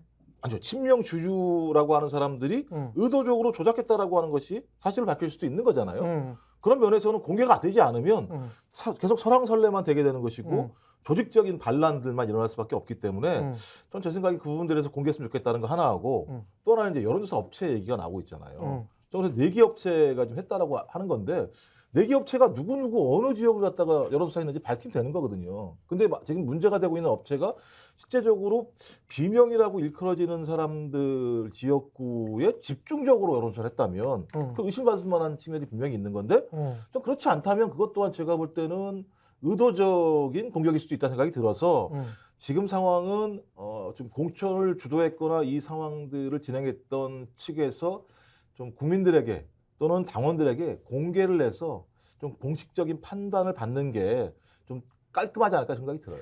김정욱 교수님이 저 정도 얘기한 것은요. 민주당 공천이 엄청 잘못됐다고 얘기하시는 거예요. 그러니까 저렇게 추정을 해서 본인이 얘기를 해요. 그 하위 20% 이렇게 명단 공개하고 불공정하다, 투명하지 않다, 객관적이지 않다 이렇게 비판받잖아요. 상위 20%를 공개했으면 좋겠다는 생각이 듭니다. 역으로. 네. 그러면은 자 이런 사람들이 20% 상위에 들어간 것은 역설적으로 우리가 공정하게 이거는 심사한 거다라는 반증이 될 수가 있잖아요. 네. 근데 거기에 만약에 정청래 3등, 네. 서용교 최고위원 5등 뭐 이런 식으로 해서 친명 지도부가 지도부 일색이라면 들어갔으면은 이거는 잘못된 거다라는 반증이 아닐까라는 좀 생각이 들고요. 민주당 공천이 지금 상당히 시끄럽죠. 제가 보기에는 갈등의 최대화를 목적으로 하는 것이 아니냐라는 좀 생각이 들어요. 갈등의 최대화. 네, 반발을 되게 많이 하잖아요. 당사자들은 뭐 기본적으로 반발하는데 전직 총리 원로들도 이건 불공정한 것 같아. 정세균, 김부겸. 예. 예. 뭐 이런 식으로 가면 우리가 총선에서 못 도와줄 수 있어. 유감이다. 이재명이 바로잡지 않으면 네. 총선 기여 못한다. 네, 총선에서 못 도와줘. 총선 실패할 가능성이 있어. 그러니까 이거 바로잡아야 돼. 이런 식의 반응들이 나오잖아요. 잘못된 거죠. 이게 당사자들이 반응은 괜찮지만 원로들이나 예를 들면은 전직 총리 이런 분들은요. 그렇지. 자 이거 지금 개혁 공천 하니까 너희들 지금 억울하더라도 좀 참어. 참아. 선당우사 정신 발휘해야지. 뭐 당에서 시스템으로 공천하는 거지 너희들 뭐 미워가지고 쳐내려고 하겠어? 야 좀 자 우리 당을 좀 믿고 따르자 이래야 되는데 전직 원로들도 이거 참 이제 문제인 것 같아. 그분들은 뭔가 우리보다는 좀 더 많은 고급 정보가 있을 거란 말이에요. 그렇죠. 많은 의원들한테 전화도 받을 그렇지. 거고. 예. 그러면 이제 이 사람들이 전 총리들이 정세균, 김부겸 전 총리가 이재명이 바로잡지 않으면 총선에 본인들이 기여를 못한다라고 한 거는 제가 보기에도 다른 분들이 뭐 공천에 반발한다, 뭐 홍영표, 뭐 전해철 이거는 너무 뭐 뻔한 수순인 것 같고 이분들이 이렇게 나오는 거는 뭔가 이게 이재명 공천이고 이게 그래서 이재명이 책임져야 된다. 아니, 나는 그런 정확한 메시지죠. 그러니까 맞아요. 네. 이재명 당대표니까 네. 본인 책임하에 공천하겠다라고 또 이미 얘기를 했고 그렇지. 공언을 했고 네. 그러니까 본인 책임인 거 맞는데 네. 그러면은 네. 국민들이 납득할 만한 네. 그리고 당사자들도 승복할 만한 그래 내가 아유 뭐 하위 20% 맞는 것 같아. 내가 뭐 그냥 우기지 말아야지 여러 가지로 항의하지 말아야지 이래야 되는데 이분들이 그냥 방송에 나가서 나 억울해요. 나 이거 말도 안 돼요. 이건 공천 학살이에요. 이렇게 얘기를 하고 이런 분들도 말을 덮어대니까 자, 민주당 그러면 공천이 잘못돼 가고 있어라는 이미지를 국민들한테 어떻게 주는 거죠. 공천하는 건가? 그러니까 그냥 잠깐만 여기에서 저 기준이 필요한데 혁신 공천이라는 게 일단 본선 경쟁력 예. 그리고 기왕이면 물갈이가 좀 됐으면 좋겠다. 예, 예. 민주당 좀 제대로 못했으니까 170석이나 줬는데도 제대로 못했으니까 이런 게 있잖아요. 예, 예. 국민의힘도 마찬가지예요. 제가 아까 앞 시간에도 이야기했지만 윤석열 대통령 못했으니까 그리고 그거를 제대로 뒷받침 못하고 국정과 그 기조를 그렇게 줄줄줄 따라가면서 당정 일체처럼 그렇게 행동하면 그게 되나? 근데 앞으로도 그럴 거니? 네. 그런 식으로 하면서 이제 현역 의원들 위주로 지금 다 줘버렸잖아요. 그렇죠. 그러니까 국민의힘도 혁신 공천은 지금 안 되고 있는 거야. 그거 하고 싶은 생각이 없어. 거기는. 전혀 없어. 네, 물갈이 할 생각이 없어요. 여기는 지금 이재명 공천이 물갈이 공천이고 혁신 공천이냐 여기에 의구심이 있다. 당 원로들도 전직 총리들도 이야기를 한다. 그러면 어떤 사람들 위주로 공천을 해야 된다는 거예요? 아니 제가 지금까지 해온 내용만 볼게요. 네. 앞으로 어떻게 될지 모르겠습니다만. 근데 그것과 반대로 네네. 나눠먹기 공천이 되는 것도 저는 유권자 입장에서는 네. 그거는 아니라고 보거든요. 그러니까 그럼요. 두 가지겠죠. 그거는 아니라고 보거든요. 그러니까 시스템 공천이라고 하는 건 의원들이 합의한 네. 공천 방식으로 진행되는 거 하나하고 네. 말씀하신 그 시스템 공천이 국민들이 봤을 때 혁신적이요라고 느껴야 되는 거죠. 그렇지. 그죠. 그래서 혁신 공천을 하기 위해서 하위 20%에 대해서 감점보다 더 많이 줬죠. 20, 30개 올렸으니까 그걸 통해서 적어도 그 21대 국회에서 의정 활동을 제대로 못한 하위 20%는 어떤 형태로든지 불이익을 통해서 새로운 사람이 들어오게 하겠다라고 얘기했는데 광주 같은 경우는요. 현역 의원에 대한 비판 여론이 높았기 때문에 다 바뀌었습니다. 3명이 다.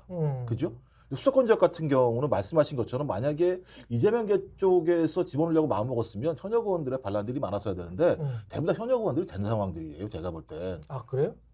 다 발표했어요 지금? 아니, 몇 개 안 했잖아요. 발표한 게 아니라 저기 네. 그 경선을 돌렸죠. 경선을 돌려서 나온 결과들을 보면 제가 볼 때는 그 국회의원들에 대한 여론이 아주 안 좋은 지역은 유권자들과 당원들이 표로서 엎어가지고 현역 의원들을 주저앉히고 새로운 후보들을 만들어낸 측면이 있는데 하필이면 그 사람들이 주로 제가 볼 때는 이재명 당대표 측에 있는 인물이라고 하는 얘기들이 나오는 거고 수도권 지역 같은 경우는 대체적으로 수도권이나 이제 충청도 한 군데 정도인데 현역 의원들이 대부분 이겼습니다. 9명 정도가 승리를 했었으니까. 그러니까 상황을 보게 되면 하위 20%라고 지정돼서 나왔던 분들을 제외하고는 제가 볼 때는 오히려 이게 혁신 공천인가라고 고민될 만큼의 결과들이 나오고 있는 거죠. 저는 이 내용을 가지고 앞으로 벌어지지 않을 문제에 대해서 김부겸 전 총리나 정세균 전 총리나 무엇인가 큰 문제가 있는 것처럼 말씀하신다면 저는 그런 것들을 공개했으면 좋겠어요. 어떤 내용인 건지. 아니 알아야. 그러니까 당도 그 내용이 어떤 건지 알아야 될 텐데 그런 거잖아요. 왜 박용진이 하위 20%야? 이거예요 결론적으로. 그래. 그러니까 그럼 공개를 하지 않으면 계속 싸움밖에 안 나는 거잖아요. 예.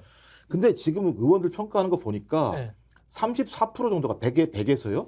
정성 상대평가 내용들이에요. 여기 여론조사 들어갑니다만 34% 정도가 정성평가가 있어요? 아 그렇죠. 상대평가들 서로 평가하니까 의원들끼리도 평가하고 보좌진들도 평가하고 그다음에 지역에 있는 당원들이나 국민 여론을 갖다가 여론조사를 하는 내용들이 있으니까 이런 분이 34%나 들어가 있어요. 그러니까 이게 다른 숫자를 가지고 얘기할 수 없는 게 이 34%가 어떻게 나왔는지를 밝히지 않으면 나머지의 객관화된 데이터 무슨 예를 들면 법안을 몇 개 발의했니 이 부분 관련해서의 평가를 가지고 자기는 이렇게 많이 했는데 내가 왜 이래?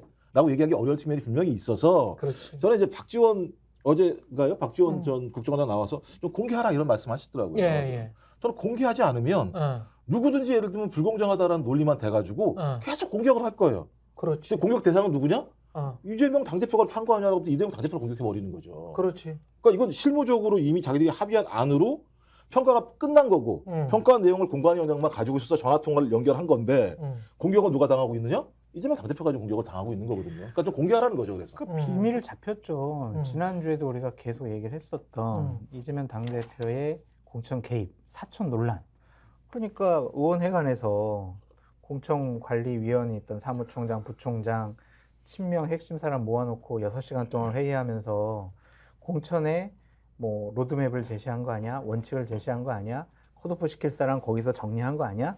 이런 뭐 여러 가지 얘기들이 나오니까 그냥 갈등이 증폭된 거다라고 볼 수밖에 없고 좀 비겁한 부분도 있어요. 이렇게 당이 공천 파동의 조짐이 지금 보이고 있잖아요. 그러면 의원총회 가서 당대표라면 책임감 있게 자 이거 아니다.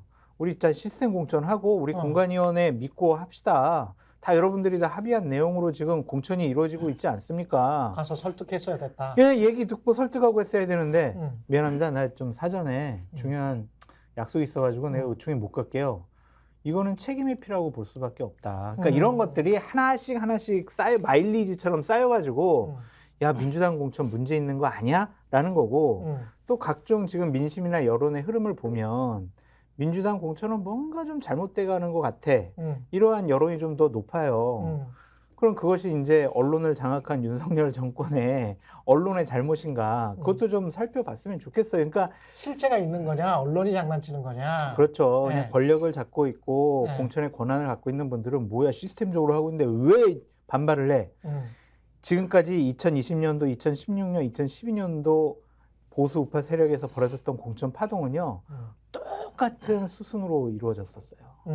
그래서 이거를 그냥 항변하고 우기여가지고는 국민들 설득 못해요. 이미지가 그렇게 굳어지면은요, 이거는 공천 학살, 이건 공천 파동으로 돼요. 학살을, 그러니까 이게 이제 언론 프레임인데요. 그렇게 된다고. 학살된 게 없는데 학살이라고 얘기하니까. 된다고. 그러니까 학살은 뭐 만행을 했다는 거잖아요, 결론적으로요. 근데 만행의 흔적이 없는데, 말씀하신 것처럼 회의 문제와 관련해서는 공식적으로 아니라고 얘기했어요. 근데 아마 장성철 소장님은 그걸 믿지 않겠죠. 했겠지라고. 조금만요. 잠깐만. 그 다음에. 하나만 바로 잡읍시다. 네. 형님, 그때 회의는 있었다. 네. 그거는 맞다고 했고, 회의에서 공천 얘기하지 않았다. 그 다음날 회의가 있었다. 네. 그날 회의는. 2번 했다. 그날 회의는 확인이 안 된다. 그렇게 얘기했고요. 두 번째는 뭐냐면 여론조사 부분 같은 경우는 홍익표 원내대표가 밝히겠다고 얘기했잖아요. 의원총회에서 아니 지금 의구심을 가지고 있으니 당에서 한 게 맞는 것 같습니다. 어디서 했는지 저희가 확인을 해서 왜냐하면 지금 상황을 보게 되면 당 아니면 이렇게 여론조사를 할 수 없으니까 이건 뭐 명백한 거니까 일단 당에서 어떤 방식으로 여론조사를 했는지 얘기가 나올 거라는 생각이 드는 것이고 근데 이제 그 저희 의원총회 많이 들어가 보셨잖아요. 국민의힘. 네. 저도 이제 민주당 의원총회 많이 들어가 봤거든요. 제가 볼 때 의원총회에 나가서요. 예를 들면 이런 문제가 발생했을 때 당대표가 있잖아요. 제가 볼 때 아주 개판됩니다. 의원총회가. 당대표가 들어야죠. 나오면 오히려요. 들어보세요. 그러니까 거의 제가 볼 때는 왜 내가 이런 일을 당해야 돼라고 하면서 거의 뭐라 소란스러울 정도의 싸움들을 계속 반복적으로 벌여요. 중요한 순간마다 그게 어떤 거냐? 예를 들면 자기가 지지하는 당대표를 흔들거나 아니면 공천 문제와 관련해서 자기가 불이익을 당하거나 이럴 때는 제가 볼 때는 아마 어제도 아마 15명 정도 나왔다고 얘기하는데 주로 당사자였을 거예요. 그럼 자기가 얘기하는 그런 거죠. 예를 나를 죽이려고 한다라는 얘기밖에 안 나올 거고 좀 그런 상황에서 당대표가 무슨 얘기를 할 수 있습니까? 저는 오히려 당대표가 없는 상황에서 편하게 얘기해라. 그게 맞다고 봐요. 근데 그 의견이 얼마만큼 당대표에게 반영이 되고 그 의원총회에 있었던 사람들에게 이후에 당 지도부가 처리하는 방식 자체가 얼마만큼 객관적이고 공정한가 이 문제가 더 중요한 것이지 왜 당대표가 안 왔어? 라고 얘기하는 건 한번 생각을 해보세요 한번. 아니야. 나는 그거는 말이 안 된다고 보는 게 친명 비명 이야기를 할 때 뭐 문자 폭탄 보내고 뭐 그 비명 의원들한테 뭐 해코지를 했다 뭐 이런 이야기를 할 때 제가 비명 의원들을 비판했던 것도 어떤 거였냐면 아니 당원들이 그랬으면 당원들을 불러서 그런 사람들과 이야기를 해가지고 본인의 생각을 설득을 시켜라. 네? 네. 당신들은 국회의원들이다. 네. 국회의원들이면 그 같은 당의 당원들도 설득 못 시키는 사람들이 네. 어떻게 나가서 중도 또는 보수 확장을 하냐. 국민들의 선택을 받냐. 안에 당내 민주주의를 제대로 하고 그거를 학습하는 과정이 우리가 부족하고 그거를 자꾸 해피하려고 해서는 안 된다라고 제가 비판을 한 적이 있는데 이 경우 똑같지. 이재명 대표가 같은 국회의원들이잖아. 당대표지만. 그러면 이게 불만이 있어. 그럼 가가지고 나는 어떤 기준이 있고 네. 그리고 이 혁신적이지 못하지 않냐? 솔직히 말해서 당신들이 이런 점수를 받은 거는 문제가 있어서 된 거 아니냐? 그러면서 그 과정에서 뭐 공개할 게 있으면 공개를 해버리고. 그럼요. 나는 그게 맞다고 보는데. 그게 민주주의지. 그리고 영국 의회 같은 데 보세요. 총리든 누구든 나와가지고 바로 요 앞에서 그냥 서로 간에 그냥 거의 삿대질도 하고 욕도 많이 하거든요. 그러니까 이걸 뭐 한국식으로 뭐 이렇게 좀 거리를 두고 뭐 이거 뭐 따로 뭐 해야 된다. 그거는 뭐 말이 안 된다고 봐요. 그냥 윤석열 대통령식의 정치라는 거지. 그건 권위주의적 정치야. 분란을 최소화하고 갈등을 좀 없애는 게 책임 있는 권한을 가진 사람이 해야 될 일이라고 생각이 들어요. 그러니까 손흥민하고 이강인하고 싸우는데 클린스만이 그래 내가 누구 한 사람 편을 들어주면 이게 분위기가 더 험악해지고 선수들 분열을 일으킬 것 같으니까 그냥 니들끼리 싸워. 이거는 무책임한 거예요. 그래서 당대표가 가지고 있는 의무와 권한이 있잖아요. 당이 이렇게 공천 문제 갖고 시끄럽다면 당대표로서 설득도 하고 설명도 하고 당연히 들을 거 듣고 해결할 거 하고 바로 잡을 거 잡고 그게 바로 당대표가 해야 될 책임감이다라고 말씀을 드리고요. 전 공천학살의 조짐이 보인다라는 것 중에 하나가 여론조사를 막 돌리는데 그냥 현역 의원 빼고 막 이제 거기에 늘 사람들 이름만 넣고 지금 한다는 거 아니겠어요. 그러면은 아직까지는 우리 김종욱 교수님은 공천학살 뭐 했어라고 하지만 현역 의원을 빼고 여론조사를 돌린다는 것은 현역 의원 공천 안 주겠다는 얘기거든요. 현역을 빼고 다른 사람 누가 국민의힘 사람과 경쟁력이 있을까 이렇게 돌려보는 거잖아요. 그럼 이게 바로 공천 학살이지. 어떻게 이것이 제대로 된 공천이라고 볼 수 있어요? 예를 들면 이 하위 20% 안에 들어가 있는 의원 그룹들이 있어요. 감점이 30점 정도가 되는 상황이에요. 전 그렇다면 여기에서 만약에 이 현역 의원이 만약에 경선에서 이기지 못했을 때 예. 어떤 경쟁력이 있는지 조사 같은 경우는 할 수 있다고 봐요. 당에서는. 그거는- 이분 관련해서 지금 얘기가 나오는 지역이 다 그런 지역들이잖아요. 실제적으로는. 근데 그거는 정리된 다음에 해야지. 오해를 받잖아요. 그러니까 그게 진행이 됐는데 제가 볼 때 이제 과거에 그거 다 했던 거예요. 제가 아는 한은 다 했던 거예요. 그건 돌려요 그렇게. 그래서 돌려야 전략 지역이든 누구든 저거다 집어넣을 수 있으니까 저는 그건 맞는데 제가 볼 때 설명을 제대로 못하는 게 문제인 거여서 홍익표 원내대표가 그 얘기 했다는 말씀을 드리는 것이고 제가 볼 때 오히려 제가 볼 때 어제 의원총회에서 누가 얘기를 해야 되냐면 제가 볼 때는 공관위원장이든 전략 공천위원장이든 아니면 사무총장이든 이런 사람들이 직접적으로 이 부분들을 실무적으로 책임지고 다 총괄해서 내용을 알고 있는 사람들이잖아요. 이 부분과 관련해서 실제적으로 그리고 이명백 교수는 완전히 사라져 버렸어. 예, 그다음에 이재명 당대표가 여기서 뭐라도 한마디 하잖아요.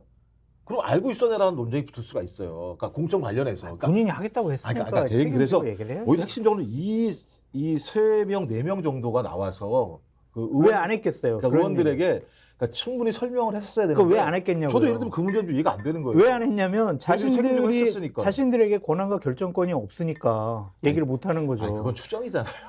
그럼 왜 안 했겠어요? 그러니까 저는 예를 들면 설명 충분히 했었다고 하는데. 생각하는 거죠. 음. 전 그래서 자, 네. 당 여기까지. 대표가 나와서 해야 돼요. 민주당 이야기 여기까지 하고 더 해요. 왜 지금 민주당이 핫한데 막 계속 해야죠. 뭐 계속해. 배분은 해야지. 대본 예. 국민의힘 예. 국민의힘 할 것도 없잖아요. 지금. 국민의힘 뭐 그냥 현역 주는 거야. 딱 경선 아니 왜 의도적으로 아니, 국민의힘에게 유리하게 김건- 가려고 그래요? 아니, 그게 김건희, 아니라- 김건희 여사 저 디올백 네. 관련해서도 그렇고 음. 특검 관련해서도 그렇고 그거 그냥 다 무마시키기 위해서 2월 말까지 그냥 현역들 그런 다 주고 그런 다 그거예요. 그런 것 같아요. 그냥 네. 갈등의 최소화. 갈등의 최소화. 민주당은 갈등의 최대화. 네. 좀 갈등의 최소화. 최소화. 그냥 예.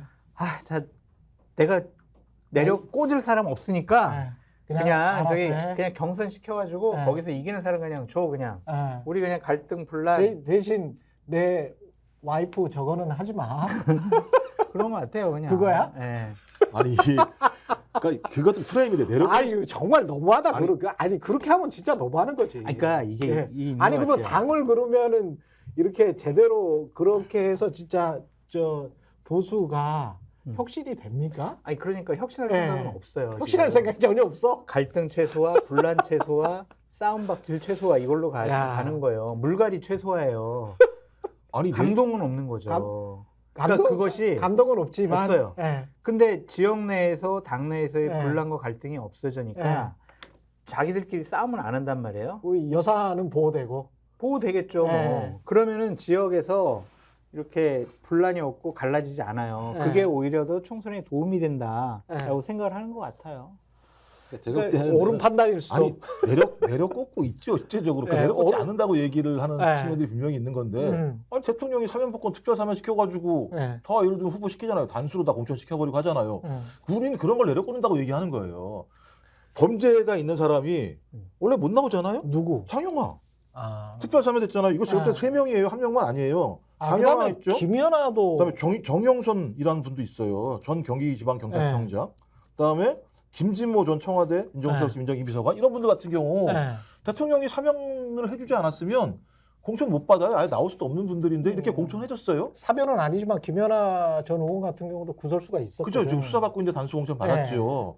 그러니까 대통령과 가까이 있는 사람들은 대통령이 특별 사면의 방식을 통해서 우회로를 틀어서 들어오기도 하고 또 예를 들면 전 정확히 이거 추정입니다만 갑자기 다른 데를 간다거나 본인이 출마를 안 김성태 전 의원 같은 경우 마찬가지입니다만 왜 이런 결정을 했을까? 과거에 그러지 않은 분인데 그렇다면 이거는 하나가 매우 안 좋은 뭐가 걸려 있거나 아니면 매우 좋은 것이 걸려 있거나 그렇지 않고서야 저분이 저렇게 갑자기 일주일 만에 생각이 바뀔까 이런 고민도 있는 거고 그다음에 제일 중요한 건 마지막에 TK 지역은 아직 공천이 시작도 안 됐기 때문에 그 지역이 핵심적인 거잖아요. 왜냐하면 의원들이 대부분 다 TK 지역에 몰려 있는 거기 때문에 뭐 수도권이야 뭐 지금 상황 어떻게 될지 모르겠습니다만 아직 약세잖아요. 국민의힘이. 그러니까 이쪽에다 하는 거 자체들은 뭐 이리하건 저리하건 큰 문제가 없습니다만 TK는 꽂는 순간 국회의원이 된다라고 볼 수밖에 없는 상황이기 때문에 아직 남아있는 거죠. 마지막 장전이. 근데 말씀하신 것처럼 투표하기 전에는 절대 장전한 거 쏘지 않겠다라는 거잖아요.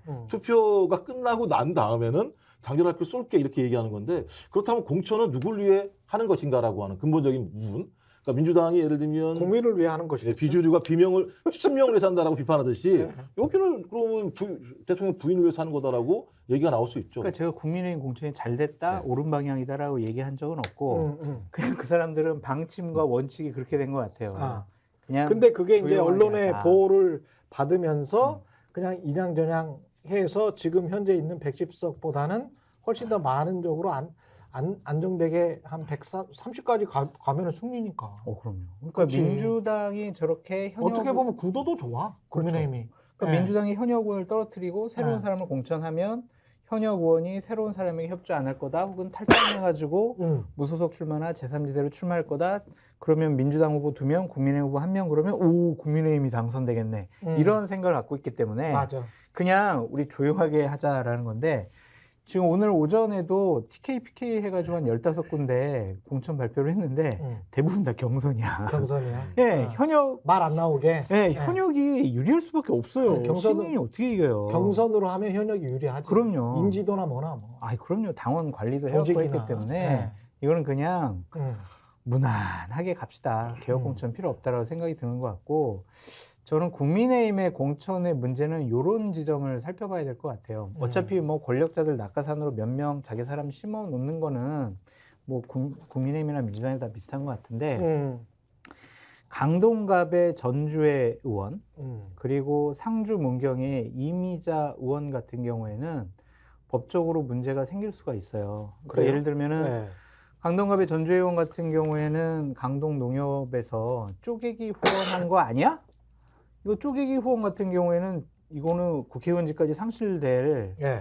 그러한 중대 범죄 행위인데, 지금 선관위에서 수사 의뢰했단 말이에요.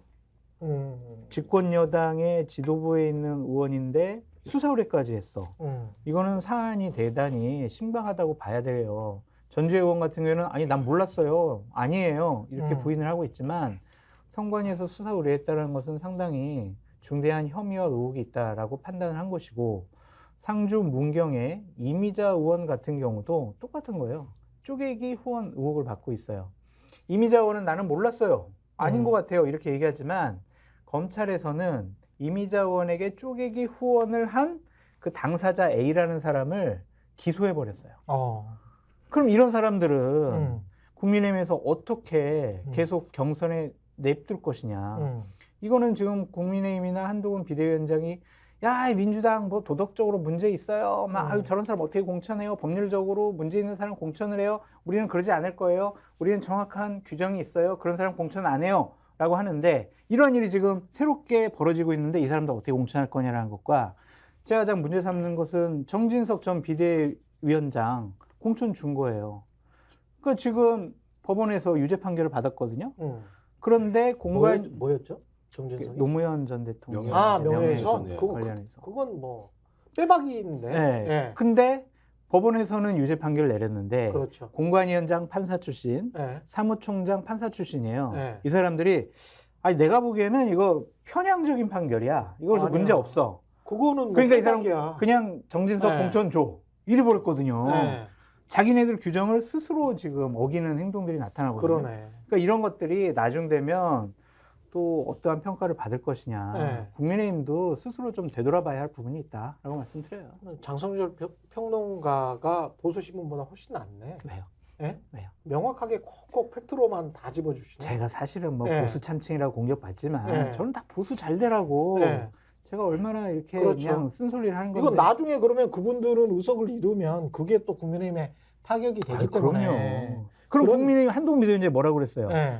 자기네가 뭐 이유가 돼서 그 지역에서 배지가 뭐 의원직이 상실되면 앞으로 공천 안 하겠다고 그랬잖아요. 그렇지. 그럼 이 두 지역이 잃어버리는 거 아니에요. 그러니까 그런 일들을 미리미리 사전에 차단해라. 지금 장성철 소장이 이야기한 것처럼 안전하게 120이나 130 가자라고 하는 국민의힘. 우리는 혁신은 없고 김건희 여사를 보호하는 건데, 김건희 여사를 보호하는 그 티를 안 낼 수 있도록 여러 가지 성동격서에서 그린벨트도 풀고 뭐도 하고 의사 증언도 하고 이러면서 여론은 딴 쪽으로 환기시키고, 그리고 우리는 여기에서는 그냥 그렇게 그런 정도로 하면, 그러면 지금 현재 전국을 그대로 가지고 갈 수 있다. 왜냐하면 누구도 과반이 안 되니까 네. 그 전략은 상당히 민주당으로서는 넘어서기가 힘든, 극복하기가 힘든 그런 스탠스에 이거는 이제 하나만 더 쉽게 말해 침대 축구야. 아까 말씀하신 침대 것처럼 축구라고. 그러니까 예. 180석이라는 의석이 전무후무한 상황이기도 해요. 진짜 예. 민주당 입장에서는 굉장히 구도가 안 좋아. 근데 지금 이제 민주당이. 갑자기 어느 순간 200석이라는 얘기가 나오기 시작하면서부터 그러니까 예. 이제 맨날 거부권 행사하니까 예. 그러니까 어느 순간부터 이제 목표 지점 자체가 제가 볼 때 잘못 프레임된 측면이 분명히 있는 거죠. 그러니까 그렇지. 180석도 얻기가 굉장히 어려워요. 예. 그리고 헌법에서 200석 이상이라고 하는 그 규정을 둔 이유는 헌정을 위태롭게 할 만큼의 그 기준 같은 위로 확 올려놓은 거거든요. 거의 한 번 실제적으로. 갔거든 지난번에 예, 보수는 거의 예. 한 번 갔잖아. 봤죠. 190매. 그때 친박연대 자유선진당, 합쳐가지고. 친박연대 예. 뭐 당시에 그때 왜 헌법 안 바꿨는지 새누리당. 몰라. 영원 그때요? 종신집권. 아, 그때도 할수 있도록. 200석을 못 넘기는 그때 친이랑 숫자죠. 친박이랑 싸워가지고 예. 별로 서로 이렇게 합의된 얘기. 여하튼 예, 그래서 이제 예. 이재명 당대표가 이제 151석, 그러니까 과반 이상을 얻는 것이 예. 일단 선거 승리의 기본 요건이라고 얘기하는 측면들이 분명히 있는데 예. 저는 일단 기본적으로 원내 일당이 돼서 과반 의석 이상을 확보하는 건 선거 승리의 일단 기본 요건이긴 하겠죠. 하지만 성에는 안 차죠. 180석을 가지고 있던 정당이 예.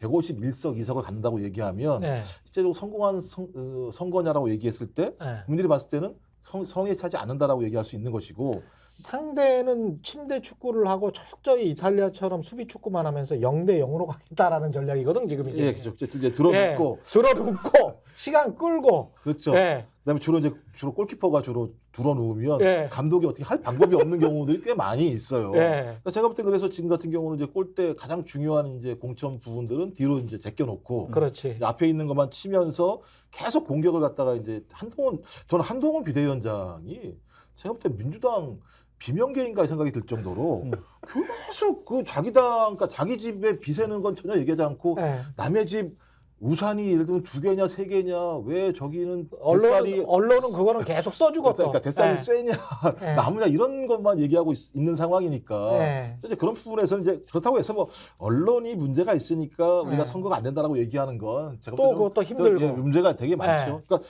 전 지금 상황을 잘 극복해야 된다. 그러니까 예. 처음 맞는 거죠. 민주당 입장에서는 처음 공천 문제와 관련해서 예. 두드러 맞고 있는 거기 때문에 아까 말씀드렸던 것처럼 좀 파격적인 입장을 내놓을 필요 분명히 있다. 시기를 정해야 될 것 같아 내가. 예, 예. 언제까지 빨리 끝내고 이거를 극복하고 다른 프레임으로 전환할 그 시기. 그게 2월 말을 넘기면 이거 힘들어져. 근데 이재명 당대표는 예, 힘들어져. 무능력하고 무책임한 것 같아요. 네. 지금까지 이렇게 보면 네. 이러한 혼란이 있는데 수습하려거나 아니면 새로운 아젠다를 던져서 좀 구도나 상황과 이슈를 좀 바꿔야 되는데 그냥 이재명 당대표야말로 그냥 가만히 있는 것 같아요. 그 리더십과 지도력을 제대로 발휘 못하고 있다는 생각이 들고 국민의힘이나 윤석열 대통령이 총선 승리에 거의 목숨을 걸다시피 한 것 같은 이유가 뭐냐면 오늘 아침 보니까 여가부 장관 임명 안 할 거야. 차관 대행 체제로 갈 거야. 왜? 아이, 내가 대선 공약이었잖아. 그러니까 장관을 임명 안 함으로써 여가부 폐지에 대한 나의 확고한 의지를 다시 한번 국민들한테 보여주는 거야. 여가부 폐지하면 되잖아. 민주당이 지금 안 해줘가지고 아니, 그러면. 아니 폐지를 왜 해요? 그러니까 정부 조직법이 통과돼야 되는 측면이 있을 텐데 아니 여성가족부를 왜 폐지를 합니까? 아니 그러니까 제 말은 폐지할 수 없는 거죠. 이제 와서 지금 이러냐. 대선 공약을 2년 넘었는데 이제 와서야 확고한 대통령의 의지를 표현하겠다라는 그 거는 문제 많은 장관 그대로 내버려 두고 모든 게 다 사실은 포퓰리즘이에요. 그러니까 20, 30대 그린벨트 같은 경우는 땅을 다 풀어주겠다는 거고 영종률 같은 경우는 하늘을 다 풀어주겠다는 거잖아요.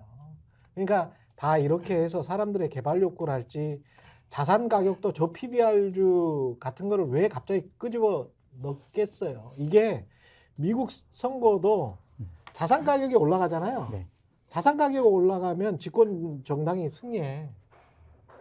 집권 정당이 승리한다니까. 주식 시장하고 부동산 시장에서 자산 가격이 올라가잖아. 네. 그러면 거기에 관한 낙수 효과를 미리 보거든, 사람들이. 기분이 좋아져. 네. 그래서 자산 가격을 무조건 올려야 돼. 네. 그래서 미국 대선이 11월이잖아요. 네.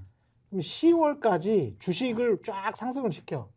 그래서 주식이 상승이 안 되잖아요. 경제 여건이 안 돼서. 도저히 안 돼서. 떨어지지? 네. 그러면 현직 대통령이 다 떨어졌어. 딱 한 번 빼고. 오. 미국 한 몇십 년 역사에 똑같은 거를 지금 하고 있다니까. 한동훈 지금 저 비대위원장이 무슨 저 사형제 지금 실시하겠다 네. 뭐 이런 것들 있잖아요. 다 미국 공화당에서 배운 겁니다 지금. 칼로브 전략. 범죄, 마약, 안정심리, 자산 가격 상승 이런 식으로 해가지고 국민들에게 잠깐 단기 기억 상실증으로 아 경제 괜찮았지? 뭐 이런 식으로 이제 가는 거야. 아니 그러니까 이러한 네. 근데 이거를 대처를 못 하고 있어 지금. 민주당이 문제라니까 이거 왜 대처를 아니, 그러니까 못하고 대처를 그냥 못하고 있어. 끌려가냐고. 그러니까 예를 들면 네. 저도 좀 답답하긴 한데 네. 생각을 해보세요. 교육개혁 했나요? 노동개혁 했나요? 연금개혁 했나요? 안 했는데 왜 끌려가냐고요. 그러니까 윤석열 대통령이 하는 얘기 믿지 말란 말씀을 드리는 거예요. 그러니까 그렇죠. 대중요법만 사용하는 거예요. 하겠다고 막 얘기하고 그러니까 예를 들면 얘들은 적이야. 교육개혁의 적이야. 학원 작살내고 노동개혁의 적이야. 그래서 가장 약자인 노동자 작살내고 연금개혁 말만 뒤지게 하고 아무것도 나오지 않은 상황이고 근데 지금 나와서 또 의대 정원 얘기하면서 2,000명도 적어라고 얘기하는 거 갖다가 저는 국민 여러분 믿지 마시라는 말씀을 드리는 거예요. 안 할 거예요. 아니 근데 그래 윤석열 대통령 못 믿겠어. 그래서 왼쪽을 딱 보니까 이재명 대표야. 이거 안 되겠네. 오른쪽 딱 보니까 이준석 대표 나왔네. 그럼 재산신당을 찍어주자. 이런 식으로 분위기가 흘러가는 거죠. 아니, 그러니까 아까 근데 아직 할 수 없는 게 뭐냐면 네. 공천이 끝나지 않았기 때문에 프레임 전환이 안 돼요. 음. 아무리 당 대표가 뭘 하고 싶어도 음. 공천이 끝나고 나야 그 결과를 가지고 본인이 책임을 지던 프레임을 바꾸던 할 수 있기 때문에 지금은 맞는 수밖에 없어요. 지금 맞고 난 다음에 맞다가는 다음 주 정도 다운돼서 아니, 그러기 돼요. 아니 이제 경선 다 들어가면 아마 다 발표 나면 저도 이제 플레이어이기 때문에 다음 주 초가 되면 다 끝날 거예요. 제가 볼 땐. 다음 주 초? 발표가 나면 이제 2월 말. 경선은 일정이니까 그냥 네. 그 결과가 나오는 거야. 다음 문제인 거고. 일단 그러면 제가 볼 때는 그 다음부터는 어떤 형태로든지 국민 여론이 안 좋다면 거기에 맞는 대책을 만약에 나름대로 예를 들면 저쪽 국민의힘이 헛발질을 하면 프레임을 바꾸든 이런 방식으로 아마 대처를 할 수밖에 없는데 지금은 어차피 계속 공천을 해야 되기 때문에 그게 전형적인 기우제 리더십이에요. 기우제가 성공하려면 어떻게 해야 되냐면요. 타이밍이 맞아야 돼요. 비 오기 전날 기우제를 지내면은 기우제가 성공적인 건데 지금 이재명 당대표와 민주당의 모습은요. 상당히 무능력하고 무책임한 모습만 보이고 있다. 그렇게 아니요. 말씀드릴 수밖에 없어요. 기우제를 지내는 이유는요. 백성들에게 왕이 이렇게 정성을 다해서 치성을 다한다는 모습을 보여주는 경우도 분명히 있어요. 근데 비가 안 오면은 뭐 하는 거야? 뭐 조금씩 비 온다니까요. 알았어요. 공천 끝나는데. 열심히 해보세요. 네. 지금까지 김정욱 전 청와대 행정관, 장성철 공론센터 소장이었습니다. 고맙습니다. 네, 감사합니다. 네, 잠시 광고 보시고 3부는 이준석 개혁신당 대표와 대담 이어가겠습니다.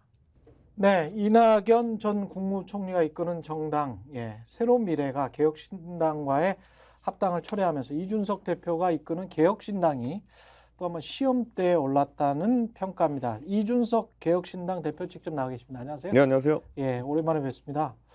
예, 그동안 뭐 왔다 갔다 하셨는데 지금 상황은 어떻습니까? 위기입니까?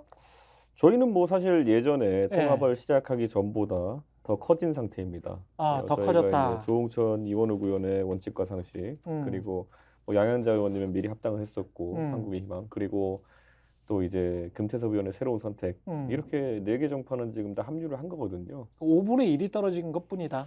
물론 이낙연 전 총리가 갖고 계신 정치적 중량감이라는 게 있기 때문에 예. 아쉬워하는 분도 있고 근데 이거는 합당 무산이라기보다는 합당의 대오에서 새로운 미래가 이탈했다고 봐야 될 것 같습니다. 그리고 어제 이탈하시면서 이제 그저께 이탈하시면서 어제 나온 기자회견을 보니까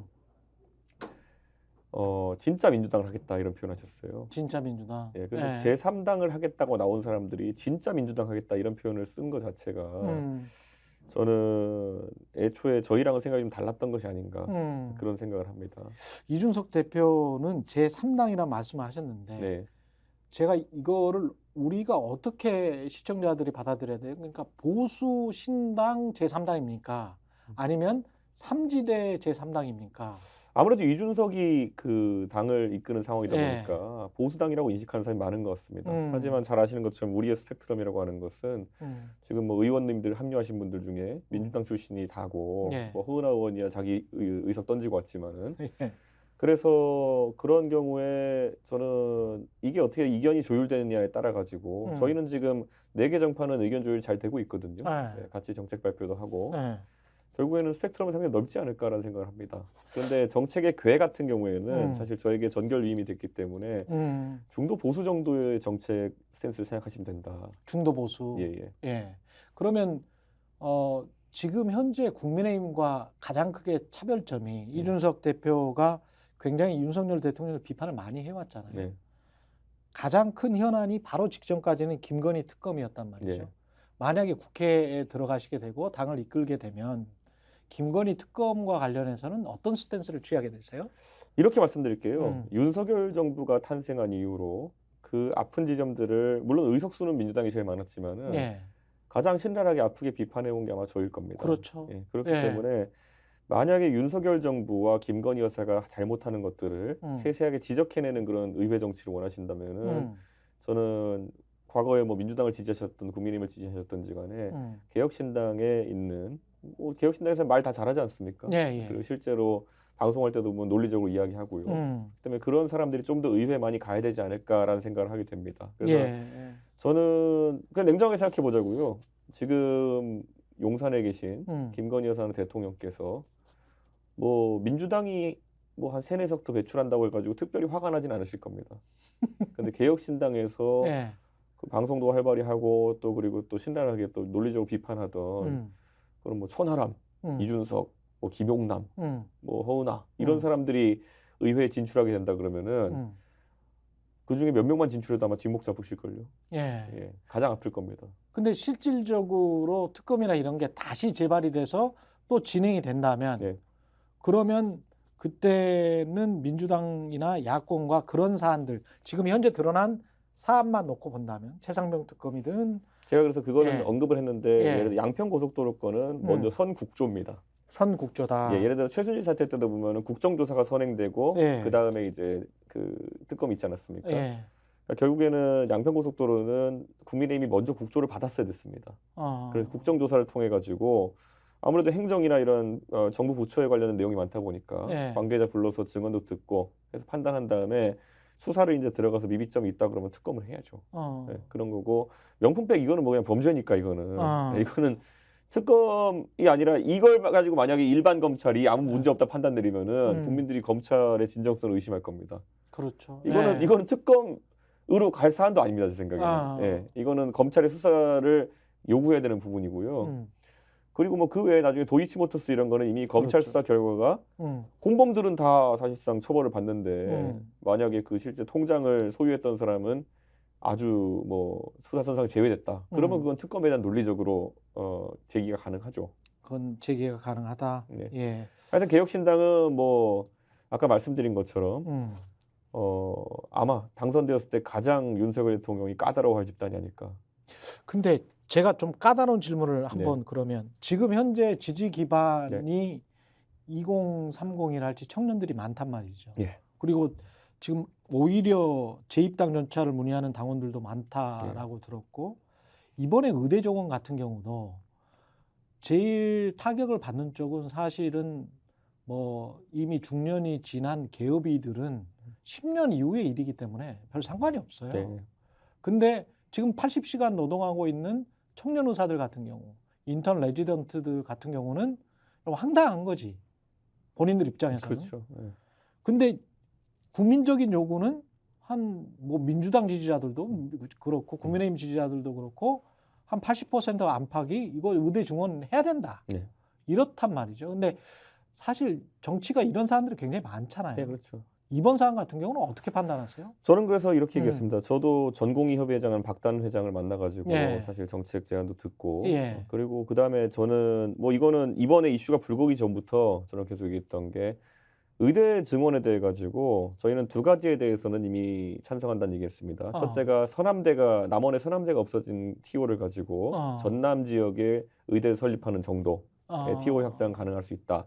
두 번째로는 의대가 연구 중심의 의대를 설립하자는 이야기가 있습니다. 의공학이나 이런 것들을 진행하기 위해서. 그래서 그게 이제 포항공대나 카이스트의 연구 중심의 의대를 만들자라는 이야기 정도는 제가 몇 년째 동의해오고 있고요.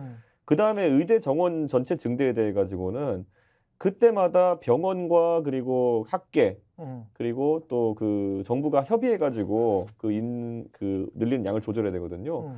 근데 제가 알기로는 최근까지만 하더라도 의협과 그리고 그 정부 간에 200명에 3,400명대 정도의 증원 논의가 있었던 걸로 알고 있습니다. 그런데 여기서 2,000명 이래버리니까 갑자기 그 숫자가 나왔어요. 이거는 말이 안 되는 숫자인 겁니다. 아. 그래서 이제 많은 사람들이 뭐 여의도 문법에 따라 의심하기를 2,000 질러서 관심 끌고 나중에 한 4,500으로 타협하려는 거 아니냐. 그리고 그 역할을 여당의 비대위원장에 주려는 거 아니냐. 한동훈 위원장이 제가 나타나서 조율해 볼게요 이러면서 사실 약속 대련인 거죠. 예. 그런 걸 하려는 게 아니겠냐라는 게 지금 상식적인 단계에서의 추측이죠. 예. 저는 만약에 그런 결론이 나면요, 이건 국민들의 건강을 바탕으로 해가지고 정치적 이득을 보려고 한 거거든요. 강하게 지탄받아야 됩니다. 만약에 진짜 2,000명 밀어붙이잖아요. 저는 그러면 그거는 사실 의사들 입장에서는 열받을 만한 부분이 있다 봅니다. 예를 들어 이런 겁니다. 우리나라는 어쨌든 수가제도라는 걸 통해서 가격 통제가 되고 있어요. 그렇죠. 내가 예를 들어서 이런 게 있습니다. 병원 간의 경쟁이 되려고 그러면은 야, 이 집에 가니까 뭐 병이 더 잘 낫더라. 그럼 여기에 3배 돈을 주고라도 갈 수 있는 집이다. 그러면 경쟁이 되죠. 미국은 그래요. 지금은 예를 들어 서울에서 예를 들어 네. A 내과에 가든 B 내과에 가든지 간에 상관없어. 어차피 정해진 의료행위라면 정해진 돈을 받거든요. 그렇습니다. 그러니까 가격 통제가 되어 있는 상황 속에 경쟁이라는 건 의미가 없는 것이고 저는 그렇다 그랬을 때는 결국에는 받을 수 있는 의료 시스템 내에서의 총액이 정해져 있거든요. 자, 그럼 그걸 또 숟갈 낮게 억제하다 보니까 아까 전공의 문제. 그렇죠. 예를 들어 대학병원에 우리가 보통 전공의가 이제 인턴 레지던트가 전공이고 그 다음에 이제 전임의 이 사람들이 펠로우라고 하는 그렇죠. 그런 사람들 네. 해가지고 진료만 보는 사람들이 이제 있는데 전임의는 이제 연봉을 막 3, 4억씩 5억씩 줘야 됩니다. 네. 그렇기 때문에 전임의가 해야 되는 대부분의 의료 행위를 전공의 한 몇 천만 원 받는 전공의가 하도록 만든 겁니다. 그냥 교수와 시간 강사라고 생각하면 돼요. 그런 관계입니다, 정확히. 예. 그렇기 때문에 지금 저는 오히려 우리가 그 아까 말했던 거 살펴봐야 될 게 전공의들, 인터넷 지던트들이 하면 77시간씩 지금 주간 노동을 합니다. 그때 69시간 노동 나왔을 때 다들 기억하실 겁니다. 과로사라는 거냐. 예. 근데 77시간 노동을 지금 강제하는 상황이 된 것이 저수가 구조 속에서 결국에는 병원을 유지하려고 그러면은 인턴 레지던트리 원래 수련이잖아요. 그렇죠. 수련 병원이라는 게 가르치면서 진료한다는데 예. 수련보다는 오히려 진짜 저가 노동에 투입되고 있는 현실이죠. 저는 이 부분을 지적하면서 의대 증원 문제나 이런 것들 풀어나가야 된다 생각하는 건데 윤석열 정부는 정치적 효과를 기대하고 한 거니까 사실 이런 내용을 살필 생각이 없죠. 그래서 저는 지금 의대 증원 문제에 있어가지고는 아까 말했던 전남 지역의 의대를 설립하는 정도, 서남대 티오만큼 예. 그리고 연구 중심 의대 설립 정도, 이거는 예. 뭐 연구 목적이니까 거기에 더해가지고 기백명 수준에서 합의할 수 있는 단계의 증원 정도는 저희도 찬성합니다.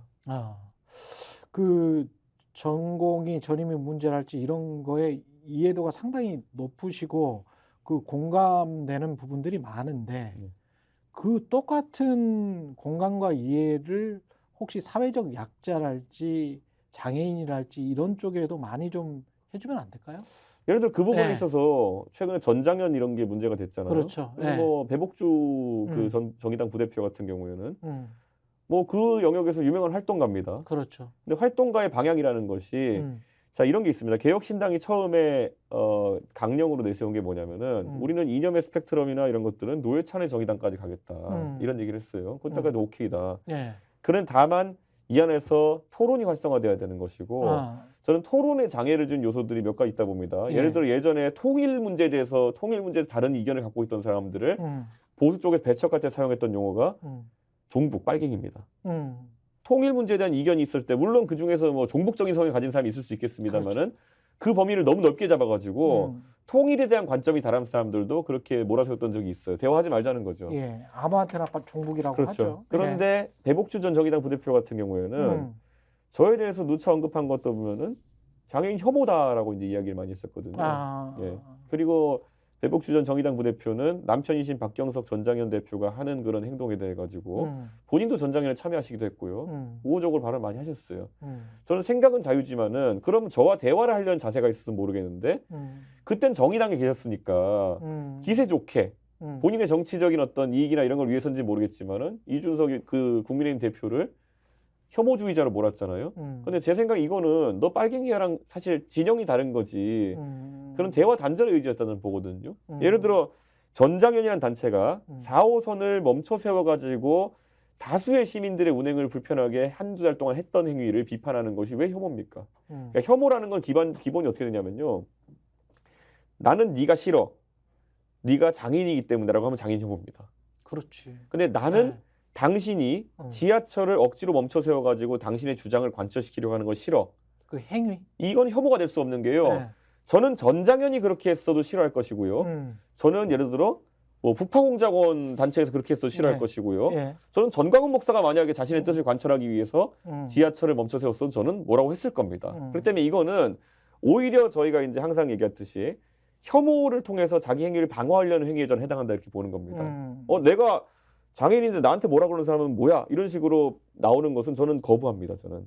그렇기 때문에 저는 전장현이 그때 굉장히 잘못한 거는 저는 지하철 그 멈춰 세우는 행위를 중지하면은 대화하겠다. 그랬고 실제로 그래서 JTBC에서 그 당시에 2번이나 저희가 토론을 했거든요. 1시간씩 넘게. 예. 그게 아마 전장현이 지금까지 활동하면서 가장 자신들의 주장을 알리는데 효율적인 방법이었을 겁니다. 그런데 그럼에도 불구하고 그 다음에 계속 이제 본인들의 정치적 스탠스를 위해서 혐오 이런 얘기만 하는 거는 되게 안타까웠습니다. 예.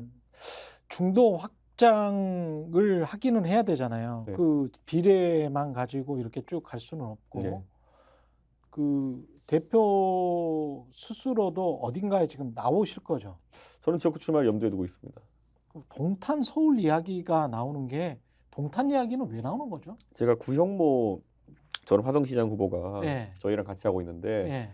구형모 그 화성시장 후보가 동탄 살아요. 아, 그래서 제가 오랜만에 경기도당 위원장을 이제 구형모 위원장이 맡고 있어가지고 예. 선거 관련해 전략 상의한다고 동탄에 이제 갔는데 호수공원을 사진을 찍혔습니다. 예. 이게 동탄에 가면 아, 호수공원이 있어. 있고 그래서 거기에 그 밥 예. 먹고 저희가 이제 그 커피 한 잔 들고 이제 도는 상황이었거든요. 그렇죠. 예. 그러다 보니까 이준석이 동탄에 왜 나타났지? 예. 그래가지고 좀 일파만파로 그 지역 카페나 이런 데 좀 돌았던 것 같은데 그걸 기반으로 해서 많은 기자들이 물어보시는데요. 지금 한 6, 7군데 정도의 지역구를 놓고 저희가 전략적 검토를 하고 있고요. 예. 당연히 저한테는 노원병이 최우선이죠. 노원병이다. 예. 예. 여전히 노원병이고 예. 거기에서 그러니까 지역구에 어떤 특정 지역구에 2030의 남자 위주로만 사는 지역구는 없잖아요. 그 예전에 유승민 의원이 예. 그 투표소별 1등한 곳이 있긴 합니다. 성균관대 율전 캠퍼스 앞에 무슨 그 율전동일 겁니다 아마. 그러니까 그 동만 있는 지역구는 없을 거 아니에요. 그게 그 성대 앞에 그 지역구긴 그렇죠. 합니다. 왜냐하면 아니 근데 그 지역구가 이제 전체 한 동으로만 이루어지지는 않았을 거 아니에요. 근데 10,000몇천 명을 전입시켰더라고요. 아, 그때 그래요? 성균관대는 기숙사에 사는 사람들 다 전입시켜. 네. 저희도 이제 이건 제가 전혀 거긴 살펴본 네. 적도 없고요. 예. 유승민 의원도 깜짝 놀라서 여기 뭐지를 봤는데 성균관대학교가 기숙사에 사는 학생들 주소지 이전 사업을 해가지고 아, 그랬구나. 예, 거의 뭐 예. 그러니까 그냥 그 네. 정보 차원에서 있냐고 물어보셔서 그런 아니 거예요. 그러니까 노원병 같은 경우에 예. 굉장히 제가 보기에 그렇게 쉽지는 않은 지역이에요. 그렇죠. 예. 강북에서도 위쪽으로 가면 갈수록 네. 완전히 이제 저쪽으로 접경 지역이 아니면 민주당한테 좀 유리한 지역들이 원래 많거든요. 유리였기 때문에 제가 3번 떨어진 거 아닙니까? 그렇죠, 그렇죠. 근데 여기에서는 그러면 어떻게 할 겁니까? 만약에 나가신다면. 저는 전공법이죠. 선거라는 것이 뭐 전공법에 다른 방법이 있습니까?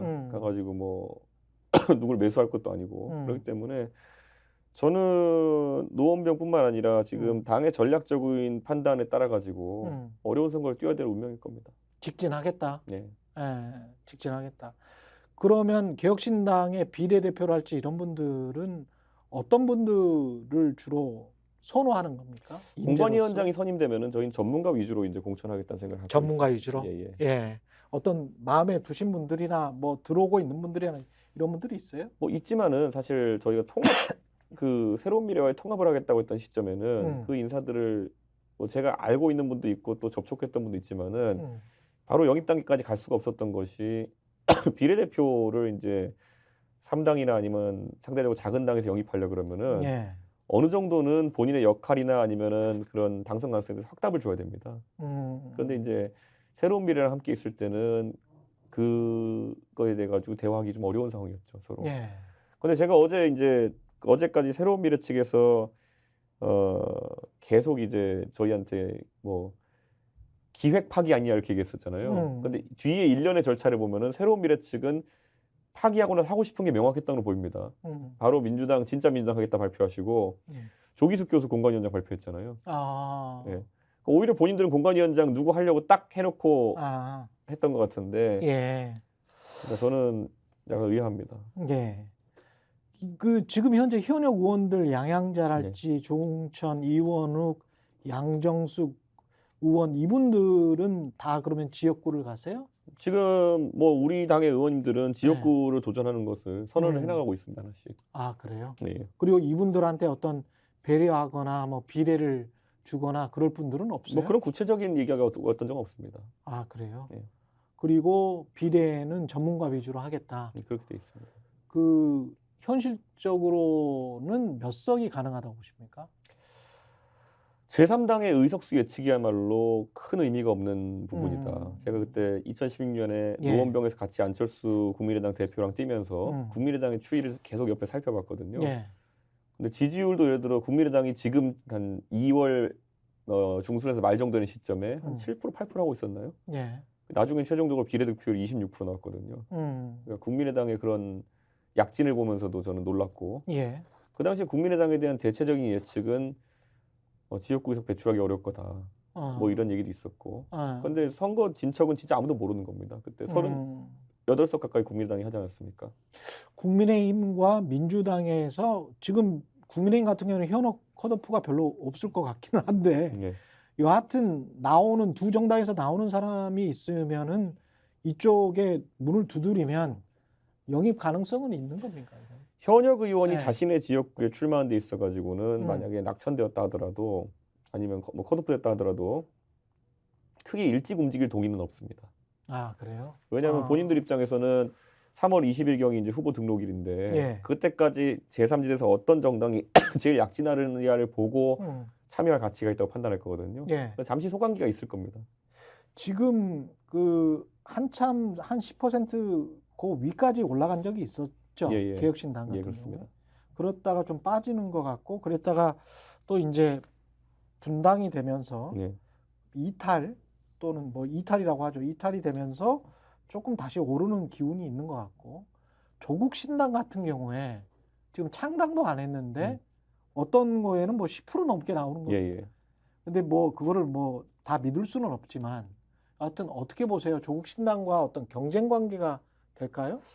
저는 조국 전 장관의 신당과는 저희 지지층이 겹치지 않는다 보고 있습니다. 기지층이 겹치지 않는다. 그러니까 조국 전 장관의 네. 지지층이라고 하는 거는 명백하게 뭐 조국 전 장관 개인에 대한 지지도 있겠지만은 이재명 대표에 대한 실망한 민주당 표들이 많이 갈 것이다. 그러니까 지역구는 민주당을 뽑아주겠지만은 네. 그래도 이재명 대표의 운영 방식이나 이런 것에서 예. 다소 불만이 있는 분들이 많이 찍지 않을까. 그렇기 예. 때문에 이거는 풍선과 같은 것이라서요. 네. 이재명 대표가 주도하는 현재 민주당이 오히려 또 공천이라는 이 잡음이 끝나고 조금 갈피를 잡아가는 모양새를 보이면은 또 조국 장관의 그쪽으로. 신당의 지지율이 빠지는 그런 형태가 될 것이라고 생각하고요. 네. 다만 이재명 대표가 최근에 이제 당 운영에서 보여주는 모습은 굉장히 이상하다. 예, 제가 어떤 측면에서? 이런 겁니다. 네. 사실 총선에서는 이기면 장땡이거든요. 그렇죠. 예. 네. 근데 어떻게 이기느냐에 이제 과하게 집착하는 것 같아요. 그러니까 내 사람으로 이겨야 된다. 예.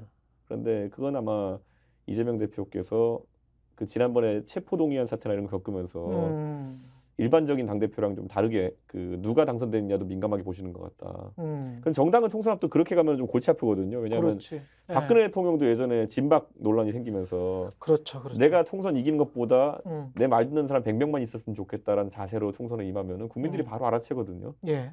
그러니까 저는 아마 저희 입장에서도 개혁신당 입장에서도 바로미터로 바라보는 게 박용진 의원의 경선 결과 같은 게 어떻게 될까를 굉장히 궁금해합니다. 그렇겠죠. 예, 아마 국민들이 박용진 의원은 사실 지난 총선 때 서울에서 최다 득표를 했던 의원이기도 하고요.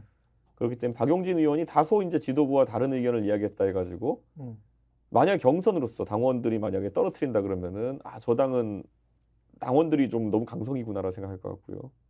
강북의 민심이나 이런 것들을 보면 그 지역구 관리는 꽤 잘한 것 같던데. 그렇죠. 예. 여론조사 꽃에서 나온 네. 것도 보니까 그 지역구는 박용진이 뭐 거의 굉장히 정봉주 전 의원을 앞서고 있는 걸로 나오고 있어서.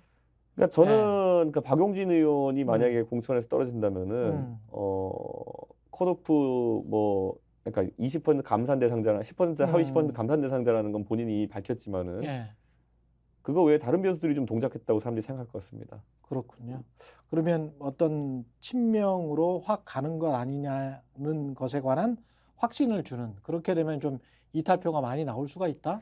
그러니까 이런 거죠. 그러니까 예. 결국에는 지난번에 음, 2016년에 국민의당이 호남에서 약진한 가장 큰 이유는 음, 문재인 대통령 주도하는 민주당으로 정권 교체를 할 수 있을까에 대한 위기감이 작동했다고 봅니다. 호남 유권자에게. 음, 그런데 이재명 대표는 지금 본인의 색깔로 당을 칠하는 것도 중요하지만은 항상 선을 넘으면 안 되는 거는 이재명 대표로 윤석열 정부에 맞설 수 있을까에 대한 부분이거든요. 그렇죠. 네, 근데 그 지점이 제가 냉정히 봤을 때는 지금 아주 그 임계점에 도달해 있습니다. 동요하고 있다. 네, 임계점에 도달해 있고 음, 또 반대로 이낙연 전 총리 같은 경우에는 그러니까 내가 진짜 민주당하겠다고 하면서 이제 나서신 것 같은데 그런데 그분은 또 인기가 없고. 예. 그래서 저는 오늘 이 자리에서 우리 스픽스 음. 시청자분들께 말씀드리고 싶은 게 음, 아까 제가 말씀드렸던 것처럼 윤석열 정부를 견제하는 데 있어가지고 지난 2년 3년 동안에 가장 깔끔하게 논리적으로 해왔던 사람들이 바로 개혁신당에 있습니다. 예. 저는 그런 의미에서 개혁신당이 많이 당선되면 당선될수록 오히려 거대 양당 사이에서 굉장히 합리적으로 그 지적들을 할 수 있을 거다. 바로 이 국면 전에 민주당 특히 지지자들은 그런 생각을 가졌던 분들 지금도 많을 것 같은데 총선 끝나고 나서 양도구육 이야기 하셨지만 네. 이준석 대표가 다시 국민의힘과 합칠 가능성 안 가요. 안 가요? 제가 항상 얘기하지만은 어, 그런 상황이 발생할 거였으면은 네. 국민의힘에서 좋은 제안들이 많았다고 제가 말씀드렸잖아요. 뭐 선대위원장을 해라, 뭐 음. 그리고 어디 서울의 좋은 지역구에 나가라 이런 거 많았다고요. 근데 그렇게 하지 않기 위해서 제가 새로운 길을 간 것이고 이런 생각합니다. 저는 그러니까 천하람이나 아니면 이준석이나 뭐 이렇게 뭐 김용남 의원 같은 사람들이 대정부 질문 같은 거 해가지고 신랄하게 지적하는 모습 뭐 이런 거 보고 싶으시면은 범야권 지지자들에게 개혁신당이 아주 좋은 선택일 것이다. 왜냐하면 보십시오. 지난 2년 동안 만 2년 동안 윤석열 정부가 잘못한 일이 얼마나 많았습니까? 그런데 국회 내에서 민주당 의원들이 굉장히 실력이 떨어졌다고 좀 봐요. 그렇기 때문에 대정부 질문하면서 뭐 한동훈 법무부 장관을 뚫어내지 못해가지고 아니면 원희룡 장관에 대해 신랄하게 해내지 못해가지고 뭐 일부 이소영 의원이라든지 몇 명 주목받은 분들이 있죠. 이탄희 의원 이런 분들. 그렇죠. 예. 그 나머지 분들 같은 경우에는 그거 당해내지 못해가지고 저 한동훈 장관 키워주고 한 거 아닙니까? 저는 그 결국엔 정부 견제, 정권 견제 있어가지고 실력 있는 사람들이 야권에 있는 게 중요하다. 그리고 개혁신당의 한 사람 한 사람은 방송에서도 활약하고 있지만은 굉장히 신랄하게 그 역할을 할 것이다. 그 국민의힘 위성정당이랑도 그 경합을 분명히 할 거란 말이죠. 네. 그러면 대통령이 실망한 보수층을 어떻게 동인해 올 어떤 정책이나 비전 같은 게 있을까요? 대통령이 하는 정책은 지금 우왕정입니다. 예. 그러니까 이게 보수라고 보기 애매한 게 자, 이번에 오늘 보니까 또 여가부를 실질적으로 폐지하겠다고 민주당 뭐 차관 예, 차관 대행으로 체제. 하고 하는데 이런 겁니다. 제가 대통령 선거 끝나고 나가 정부조직법이라는 걸 보통 입법하는데 예. 거기서 이제 입법하는데 그거는 야당이 반대 안 해요.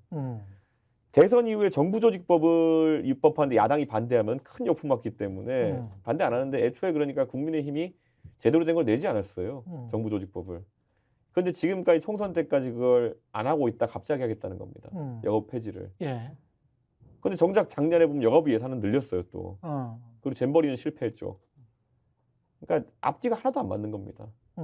애초에 여가부를 폐지하지 못해가지고 사실상 폐지할 거라 그랬으면 김현숙 장관은 임명 안 하고 갈 수도 있는 거였거든 처음부터. 그렇죠. 예. 그런데 지금까지 하다가 이제 총선 앞두고 또 표가 생각나니까 그렇게 하겠다는 거는 이율배반적이죠. 예.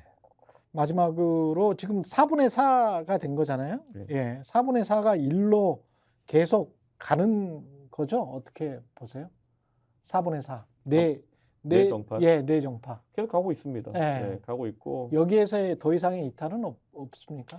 이탈할 이유도 없다 보고 예. 저는 그 의원들이 다 지역구 맡아서 이제 뛰고 있고 주황색으로 현수막 다 걸고 이제 뛰는 상황 속에서 이탈의 가능성이나 명분은 없다 봅니다. 여기까지 하겠습니다. 이준석 개혁신당 대표였습니다. 고맙습니다. 네, 감사합니다.